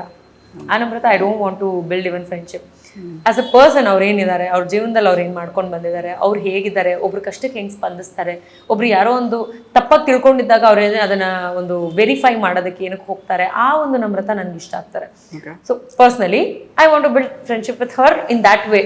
ಇಲ್ಲಿ ಯಾವುದು ಒಂದು ಗೇಮ್ ಅಂತ ಬಂದಾಗ ಇನ್ಯಾರು ಇದ್ರೇನೆ ನಾನು ಆಡೋದು ಅಥವಾ ಅವ್ರು ಹೇಳಿದ್ರೇನೆ ನಾನು ಆಡೋದು ಅನ್ನೋ ಥರದ್ದು ಏನಿರುತ್ತೆ, ಆ ಒಂದು ಪ್ರಾಬಬ್ಲಿ ನನಗೆ ಅದು ಇಷ್ಟ ಆಗಲಿಲ್ಲ. ಅದು 50-50 ಝೋನಲ್ಲಿದೆ ಅದು. ಆ್ಯಂಡ್ ಹೇಳಿದ್ದನ್ನೇ ಇಲ್ಲ ಅಂತ ನಾನು ವಾದ ಮಾಡಲ್ಲ. ಯಾವತ್ತೂ ಹೇಳಿದ್ದೆ ಹೌದು ಹೇಳಿದ್ದೀನಿ. ಆ್ಯಂಡ್ ಯಾಕೆ ಅನಿಸಿದೆ ನಾನು ಅದು ನಾನು ಅನ್ಕೊಂಡಿರೋದೆಲ್ಲ ಸರಿನೇ ಇರಬೇಕು ಅಂತ ಏನೂ ಇಲ್ಲ. ಈ ಸಂಗೀತ ವಿಚಾರ ಆಗಿರ್ಬೋದು, ನಮ್ರತ ವಿಚಾರ ಆಗಿರ್ಬೋದು, ವಿನಯ್ ವಿಚಾರ ಆಗಿರ್ಬೋದು, ನನಗನ್ಸಿದೆ, ನಾನು ಎಕ್ಸ್ಪ್ರೆಸ್ ಮಾಡಿದ್ದೀನಿ. ಆ್ಯಂಡ್ ಅದೇ ನಾನು ಇವಾಗ ನೀವು ಕೇಳಿದಾಗ್ಲೂ ಹೇಳಿದೆ, ಗರ್ಜನೆ ಮಾಡಿದವ್ರೆಲ್ರೂ ಸಿಂಹ ಆಗಲ್ಲ ಅಂತ ಅನ್ಬಿಟ್ಟು. ಅದು ನನಗನ್ನಿಸ್ತಾ ಇದೆ. ನೋಡ್ತಾ ಇರೋರ್ಗೆ ಅವ್ರಿಗೆ ಯಾರಿಗೂ ಅನ್ನಿಸ್ತಾ ಇದ್ರೆ ಅದು ತಪ್ಪಲ್ಲ. ನನಗನ್ಸ್ತಿರೋದು ನಾನು ಹೇಳ್ತಿದ್ದೀನಿ. ಇವ್ರು ಯಾರೋ ನಮ್ರತ ಶಾಡೋನಲ್ಲಿ ಇದ್ರು ಅಂತ ಹೇಳಿದ್ದನ್ನ ನಾನು ಅವ್ರು ನನ್ನ ಜೊತೆ ಚೆನ್ನಾಗಿ ಮಾತಾಡ್ತಾ ಇದಾರೆ ಅಂತ ಮಾತ್ರಕ್ಕೆ ನಾನು ಅದನ್ನ ಅವಾಯ್ಡ್ ಮಾಡೋಕ್ಕಾಗಲ್ಲ. ಹೇಳಿರೋದು ನಿಜಾನೇ, ಅದನ್ನ ನಾನು ಇವತ್ತಿಗೂ ಒಪ್ಕೋತೀನಿ. ಇನ್ನು ಸಂಗೀತ ಅವ್ರ ವಿಚಾರಕ್ಕೆ ಬರೋದಾದ್ರೆ, ಯಾರೆಲ್ಲ ಅವ್ರ ವಿರುದ್ಧ ಅಂದ್ರೆ ತಿರುಗಿ ಬೀಳ್ತಾರೋ ಅವರಿಗೆಲ್ಲ ಫುಲ್ ಟ್ರಾಲ್ ಆಗಕ್ಕೆ ಸ್ಟಾರ್ಟ್ ಆಗ್ತಿದೆ ಈಗ ಹೊರಗಡೆ. ಆಕ್ಚುಲಿ ಫಸ್ಟ್ ವಿನಯ್ ಅವ್ರನ್ನ full troll, next level troll ಆಯಿತು. ನೆಕ್ಸ್ಟ್ ಇವಾಗ ನೀವು ಅವ್ರ ಜೊತೆಗೆ ವೈಮನಸ್ಸೆ ಆದಾಗ ನಿಮ್ಮನ್ನ ಫುಲ್ ಟ್ರಾಲ್ ಮಾಡ್ತಿದ್ರು. ಈಗ ಅವ್ರು ಖುಷಿ ಪಡ್ತಾ ಇದ್ದಾರೆ ಆ್ಯಕ್ಚುಲಿ ಎಲಿಮಿನೇಟ್ ಆದ್ರಿ ಅಂತ. ಪ್ಲಸ್ ಇವಾಗ ಮತ್ತೆ ಅಗೇನ್ ಕಾರ್ತಿಕ್ ಅವರು ಮೊನ್ನೆ ಅಷ್ಟೇ ಚೇಲ ಅಂತ ಕರೆದಿದ್ದಾರೆ. ಕಾರ್ತಿಕ್ ತಿರುಗಿ ಬೀಳಕ್ಕೆ ಯಾವಾಗ ಸ್ಟಾರ್ಟ್ ಮಾಡಿದ್ರು ಅವಾಗ ಕಾರ್ತಿಕ್ನ ಲೈಕ್ ಕಂಪ್ಲೀಟ್ಲಿ ಒಂಥರ ಡೌನ್ ಮಾಡಿ ಹಾಕ್ತಿದ್ದಾರೆ ಫ್ಯಾನ್ಸ್, ಸೋ ಕಾಲ್ಡ್ ಫ್ಯಾನ್ಸ್. ಏನು ಹೇಳಕ್ಕೆ ಇಷ್ಟಪಡ್ತೀರಾ ಅದಕ್ಕೆ? ಸೊ ಸಂಗೀತ ಅವ್ರ ವಿರುದ್ಧ ತಿರುಗಿ ಬಿದ್ದರೆ ಅವರೆಲ್ಲ ಡಮ್ಮಿ ಆಗ್ತಾರ, ಹಾಗಾದ್ರೆ ಹೇಗೆ? ಇದೊಂಥರ ಕೋಡ್ ವರ್ಡ್ ವರ್ಕ್ ಥರ ಆಗ್ತಾ ಇದೆ, ಆಯ್ತಾ? ಇದನ್ನು ನಾನು ಮೊದಲಿಂದನೂ ನೋಟಿಸ್ ಮಾಡ್ತಾ ಬಂದಿದ್ದೀನಿ. ಅವ್ರ ಜೊತೆ ಚೆನ್ನಾಗಿ ಮಾತಾಡಿದಷ್ಟು ಅಥವಾ ಮಾತೇ ಆಡಿಲ್ಲ ಅಂತಂದರೆ ಅವರೆಲ್ಲರೂ ನಾರ್ಮಲ್ ಆಗಿರ್ತಾರೆ, ಪಾಸಿಟಿವ್ ಝೋನಲ್ಲಿ ಇರ್ತಾರೆ. ಈಗ ಆಚೆ ಬಂದಮೇಲೆ ನಾನು ನೋಡಿದಾಗ ನನಗನ್ಸೋದು ನನ್ನ ಕ್ಯಾಲ್ಕುಲೇಷನ್ ರೈಟ್ ಇದೆ ಅಂತ ಅನ್ಸೋದಕ್ಕೆ ರೀಸನ್ನೇ ಅದು. ಫ್ಯಾನ್ಸ್ಗೆ ಏನು ಅನ್ಸುತ್ತೆ, ಅಪೋಸಿಟ್ ಯಾರು ಬರ್ತಾರೋ ಅವ್ರನ್ನ, ಅದೇ ನಾನು ಹೇಳೋದು, ಇನ್ನೊಬ್ರನ್ನ ತಪ್ಪು ಅಂತ ಹೇಳೋ ಬದಲು ಸರಿ ಇರೋರನ್ನ ಎತ್ತಿಡೀರಿ. ಸರಿ ಇರೋರು, ಸಂಗೀತ ಸರಿ ಇದಾರಲ್ವಾ, ಸರಿ ಇರೋ ವಿಚಾರಗಳನ್ನು ಎತ್ತಿಡೀರಿ. ನೀವು ಯಾಕೆ ತಪ್ಪಿರೋ ವಿಚಾರಗಳನ್ನು ಹುಡ್ಕೊಂಡೋಗಿ ಅವ್ರನ್ನ ಫೇಮಸ್ ಮಾಡಬೇಕು ಅಂತ ಓಡಾಡ್ತಿದ್ದೀರಾ? Not necessary. ನಿಮ್ಮವ್ರು ಸರಿ ಇದ್ದಾಗ ಸರಿ ಇರೋ ವಿಚಾರಗಳನ್ನ ಎತ್ತಿಡೀರಿ, ಸಾಕು. ಅವ್ರು ಎಲ್ಲಿರ್ಬೇಕು ಅವ್ರು ಅಲ್ಲಿರ್ತಾರೆ. ನೀವು ಅದನ್ನ ಬಿಟ್ಬಿಟ್ಟು ಇನ್ನೊಬ್ರನ್ನ, ಫ್ಯಾನ್ಸ್ಗೆ ಹೇಳ್ತೀನಿ, ಇನ್ನೊಬ್ರನ್ನ ಕೆಟ್ಟವ್ರನ್ನ ಮಾಡೋದ್ರಿಂದ ಅವ್ರ ಮನೆಯಿಂದ ಅವ್ರನ್ನ ಯಾರು ಹೊರಗೆ ಹಾಕಲ್ಲ. ಅವ್ರು ಎಲ್ಲಿರ್ತಾರೋ ಅಲ್ಲೇ ಇರ್ತಾರೆ. ನಿಮ್ಮವ್ರನ್ನ ನೀವು ಅವ್ರು ಮಾಡೋ ಸರಿಗಳನ್ನ ಎತ್ತಿಡಿದ್ರೆ ಅಟ್ಲೀಸ್ಟ್ ಅವ್ರು ಒಂದು ಸ್ಟೆಪ್ ಮೇಲೆ ಹೋಗೋದಕ್ಕೆ ಸಹಾಯ ಆಗ್ಬೋದು. ಫ್ಯಾನ್ಸ್ ಹೌದು ಹೇಗಿರ್ಬೇಕೋ ಹಾಗಿದ್ರೇನೆ ಚೆನ್ನಾಗಿರುತ್ತೆ. ನೀವು ಸುಮ್ಮನೆ ಇನ್ನೊಬ್ರನ್ನ ತಪ್ಪು ಅಂತ ಪ್ರೂವ್ ಮಾಡೋದಕ್ಕೆ ಹೋಗಿ ನಿಮ್ಮವ್ರು ಫೇಕು ಅಂತ ನೀವೇ ಪ್ರೂವ್ ಮಾಡ್ಕೋತಾ ಇದ್ದೀರಾ. ಹುಷಾರು. ಈ ಫ್ಯಾನ್ ಬೇಸ್ ಈಗ ನೆಕ್ಸ್ಟ್ ವೀಕ್ ಬಿಗ್ ಬಾಸ್ ಮುಗಿಯುತ್ತೆ, ಸೊ ಇದು ಮುಗಿದ ಮೇಲೂ ಇರುತ್ತೆ ಅಂತ ಅನ್ಸುತ್ತಾ ನಿಮಗೆ? ಹೇಗೆ ಎಲ್ರದನ್ನ ಅವ್ರದ್ದೇ ಸಂಗೀತ ಅವ್ರದ್ದು, ನೀವು ಯಾರ ಜೊತೆಗೆ ಇನ್ನು ಮುಂದಕ್ಕೆ ಕಾಂಟ್ಯಾಕ್ಟ್ ಇಟ್ಕೊಳ್ಳಲ್ಲ ಅಂತ ಹೇಳಿದಲ್ಲ, ಸೊ ಅವರು ಬಿಗ್ ಬಾಸ್ ಸೀಸನ್ ನಡೀತಾ ಇರಬೇಕಾದ್ರೆ ಆಗುವಂಥ ಕೆಲವೊಂದು ಫ್ಯಾನ್ ಪೇಜಸ್ ಕೆಲವೊಂದು ಮುಂದೆ ಹೋಗುತ್ತೆ, ಮೋಸ್ಟ್ ಆಫ್ ದೆಮ್ ಮುಚ್ಚೋಗುತ್ತೆ. ಸೊ ಈ ಜಾಸ್ತಿ ನಂಬರ್ ಮುಚ್ಚೋಗೋದು ಈ ಇಲ್ಲಿರೋ ಕಂಟೆಸ್ಟೆಂಟ್ಗಳಲ್ಲಿ ಇವ್ರದ್ದಾಗಿರ್ಬಹುದು. ಓಕೆ, ಸೊ ಈಗ ಸಂಗೀತ ಅವ್ರನ್ನ ಬಿಟ್ಟರೆ ನೀವು ಲೈಫಲ್ಲಿ ಬಿಗ್ ಬಾಸ್ ಮನೆಯಿಂದ ತಗೊಂಡು ಹೋಗುವಂತಹ ಫ್ರೆಂಡ್ಶಿಪ್ ಯಾರ್ಯಾರ ಜೊತೆಗೆಲ್ಲ ಇರುತ್ತೆ ಅಂತ ಇನ್ನು ಮುಂದೆ ಕಂಟಿನ್ಯೂ ಆಗುತ್ತೆ ನಿಮ್ಮ ಲೈಫಲ್ಲಿ? ನನಗೆ ಆ ಥರದ್ದೇನು ಪ್ರಾಬ್ಲಮ್ ಇಲ್ಲ. ಮಾತಾಡಿದ್ರೆ ನಾನು ಎಲ್ಲರ ಜೊತೆಲೂ ಮಾತಾಡ್ತೀನಿ. ನಾನೊಂದು ಸ್ಟೇಟ್ಮೆಂಟ್ ಯಾವಾಗಲೂ ಕೊಡ್ತಿರ್ತೀನಿ, ನಾನು ಎಲ್ಲರ ಜೊತೆ ಮಾತಾಡ್ತೀನಿ ಬಟ್ ಎಲ್ಲರ ಜೊತೆ ಮನಸ್ಸಿಂದ ಮಾತಾಡಲ್ಲ ಅಂತ. ಸೊ ನಾನು ಎಲ್ಲರ ಜೊತೆಲೂ ಮಾತಾಡೋಕ್ಕೆ ಇಷ್ಟಪಡ್ತೀನಿ, ಪ್ರಾಬ್ಲಮ್ ಏನಿಲ್ಲ. ಅವ್ರ ಲಿಮಿಟ್ಸಲ್ಲಿ ಇರೋವರೆಗೂ ನನಗೆ ಯಾವುದೂ ಪ್ರಾಬ್ಲಮ್ ಇಲ್ಲ. ಇನ್ನು ಯಾವತ್ತೋ ಒಂದು ದಿವಸ ಗೆಟ್ ಟುಗೆದರ್, ಯಾವತ್ತೋ ಒಂದು ದಿವಸ ನಾವು ಚೆನ್ನಾಗಿ ಮಾತಾಡ್ತೀವಿ ಅನ್ನೋಂಥದ್ದು, ಅಥವಾ ಯಾವುದೋ ಪ್ರಾಜೆಕ್ಟಲ್ಲಿ ನಾವು ವರ್ಕ್ ಮಾಡ್ತಿದ್ದೀವಿ ಅನ್ನೋಂಥದ್ದು ಚೆನ್ನಾಗಿರುತ್ತೆ. ಅದೆಲ್ಲ ಏನೂ ಪ್ರಾಬ್ಲಮೇ ಇಲ್ಲ. ಪರ್ಸ್ನಲಿ ಕ್ಯಾರಿ ಮಾಡುವಂಥದ್ದು ಪ್ರಾಬಬ್ಲಿ ವರ್ತೂರ್, ತುಕಾಲಿ, ಕಾರ್ತಿಕ್. ಓಕೆ, ಅಷ್ಟು ಬಿಟ್ಟರೆ ಇನ್ನು ಉಳಿದವರೆಲ್ಲರೂ ಅಲ್ಲೆಷ್ಟಿದ್ರು ಅಷ್ಟೇ ಇರಬಹುದು. ಓಕೆ, ಸೊ ಇನ್ನು actually finale last top 3 contestants ಯಾರು ಆಗಿರ್ತಾರೆ ನಿಮ್ಮ ಪ್ರಕಾರ? ಕಾರ್ತಿಕ್, ಸಂಗೀತ, ವಿನಯ್. ಓಕೆ, ಯಾರು ಗೆಲ್ತಾರೆ? ಗೆಲ್ಬೇಕು ಅನ್ನೋಂಥ ಮನಸ್ಸಿರೋದು ನನಗೆ ಕಾರ್ತಿಕ್ ಗೆಲ್ಲಬೇಕು ಅಂತ. Because for is hard work. ಅವ್ರನ್ನ ಏನೇ ಕಾರ್ನರ್ ಮಾಡಲಿ, ಏನೇ ಮಾಡಲಿ, ಅವನು ನ್ಯಾಯವಾಗಿದ್ದಾನೆ ಮನೆ ಒಳಗಡೆ. ಅವನಾಗಿದ್ದಾನೆ. ಸ್ವಲ್ಪ ಕನ್ಫ್ಯೂಷನ್ಸ್, ಡಿಸಿಷನ್ಸಲ್ಲಿ ಏರ್ಪೇರು ಹೌದು ಆಗುತ್ತೆ, ನೋ ಬಿಗ್ ಡೀಲ್. ಮನುಷ್ಯ ಅಂದಮೇಲೆ ತಪ್ಪು ಮಾಡಬೇಕು, ತಪ್ಪು ಮಾಡೋದನ್ನು ತಿದ್ಕೋಬೇಕು, ಅದನ್ನು ಅವ್ನು ಮಾಡ್ತಿದ್ದಾನೆ. ಸೊ ಕಾರ್ತಿಕ್ ಗೆಲ್ಲಬೇಕು. ಯಾರು ಗೆಲ್ಲೇಬಾರ್ದು? ಒಬ್ರು ಗೆದ್ರೆ ಇನ್ಯಾರು ಗೆಲ್ಬಾರ್ದು, ಆಬ್ವಿಯಸ್ಲಿ.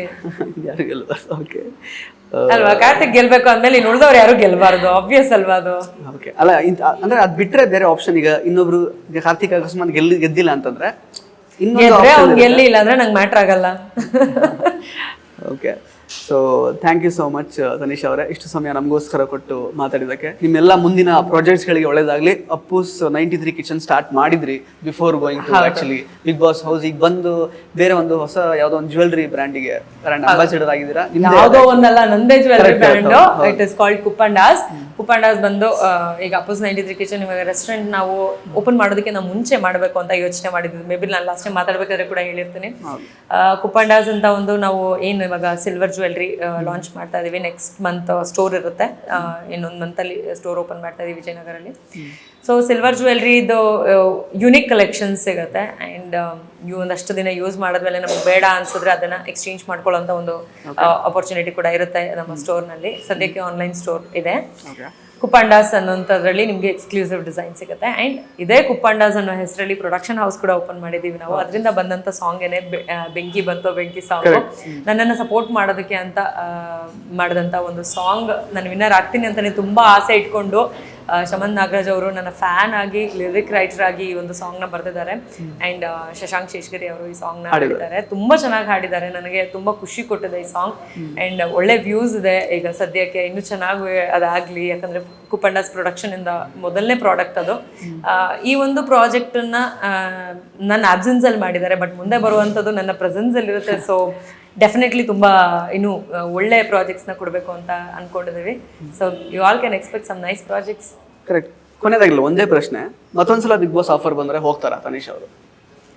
ಮಾಡಿರೋದ್ರಲ್ಲಿ ಒಳ್ಳೆ ಹೆಸರು ತಗೊಂಡು ಬಂದಿರಬೇಕಾದ್ರೆ ಮತ್ತೊಂದ್ಸಲ ಹೋಗಿ ಇನ್ನೇನು ತಗೊಳಕಿರುತ್ತೆ ನೋಡೋಣ. C it's all time being, ಆಯ್ತಾ? ಆ ಟೈಮಿಗೆ ಏನು ಸರಿ ಅನ್ಸುತ್ತೋ ಅದನ್ನ ಮಾಡೋದು ನನ್ನ ಒಂದು ಜೀವನದಲ್ಲಿ ನಾನು ಕಲ್ತಂಥ ಒಂದು ಪಾಠ. ಯಾವಾಗಲಾದರೂ ಆ ಸಮಯ ಬಂತು ನಾನು ಮತ್ತೆ ಹೋಗ್ಬೇಕಾಯ್ತು ಅಂತಂದರೆ ಬಿಟ್ಕೊಡೋ ಮಾತಿಲ್ಲ. ಯಾವತ್ತೂ ನಾನು ಯಾವುದು ನನ್ನನ್ನು ಆರಿಸ್ಕೊಂಡು ನಾನು ಬೇಕು ಅಂತ ಬಂದಂಥದ್ದನ್ನು ನಾನು ಯಾವತ್ತೂ ಬಿಟ್ಟೇ ಇಲ್ಲ. So I will always cherish ನನ್ನ ಹತ್ರಕ್ಕೆ ಏನೇನು ಬಂದಿದೆ. I respect that more. Thank you ma'am, thank you so much, all the best. Thank you so much.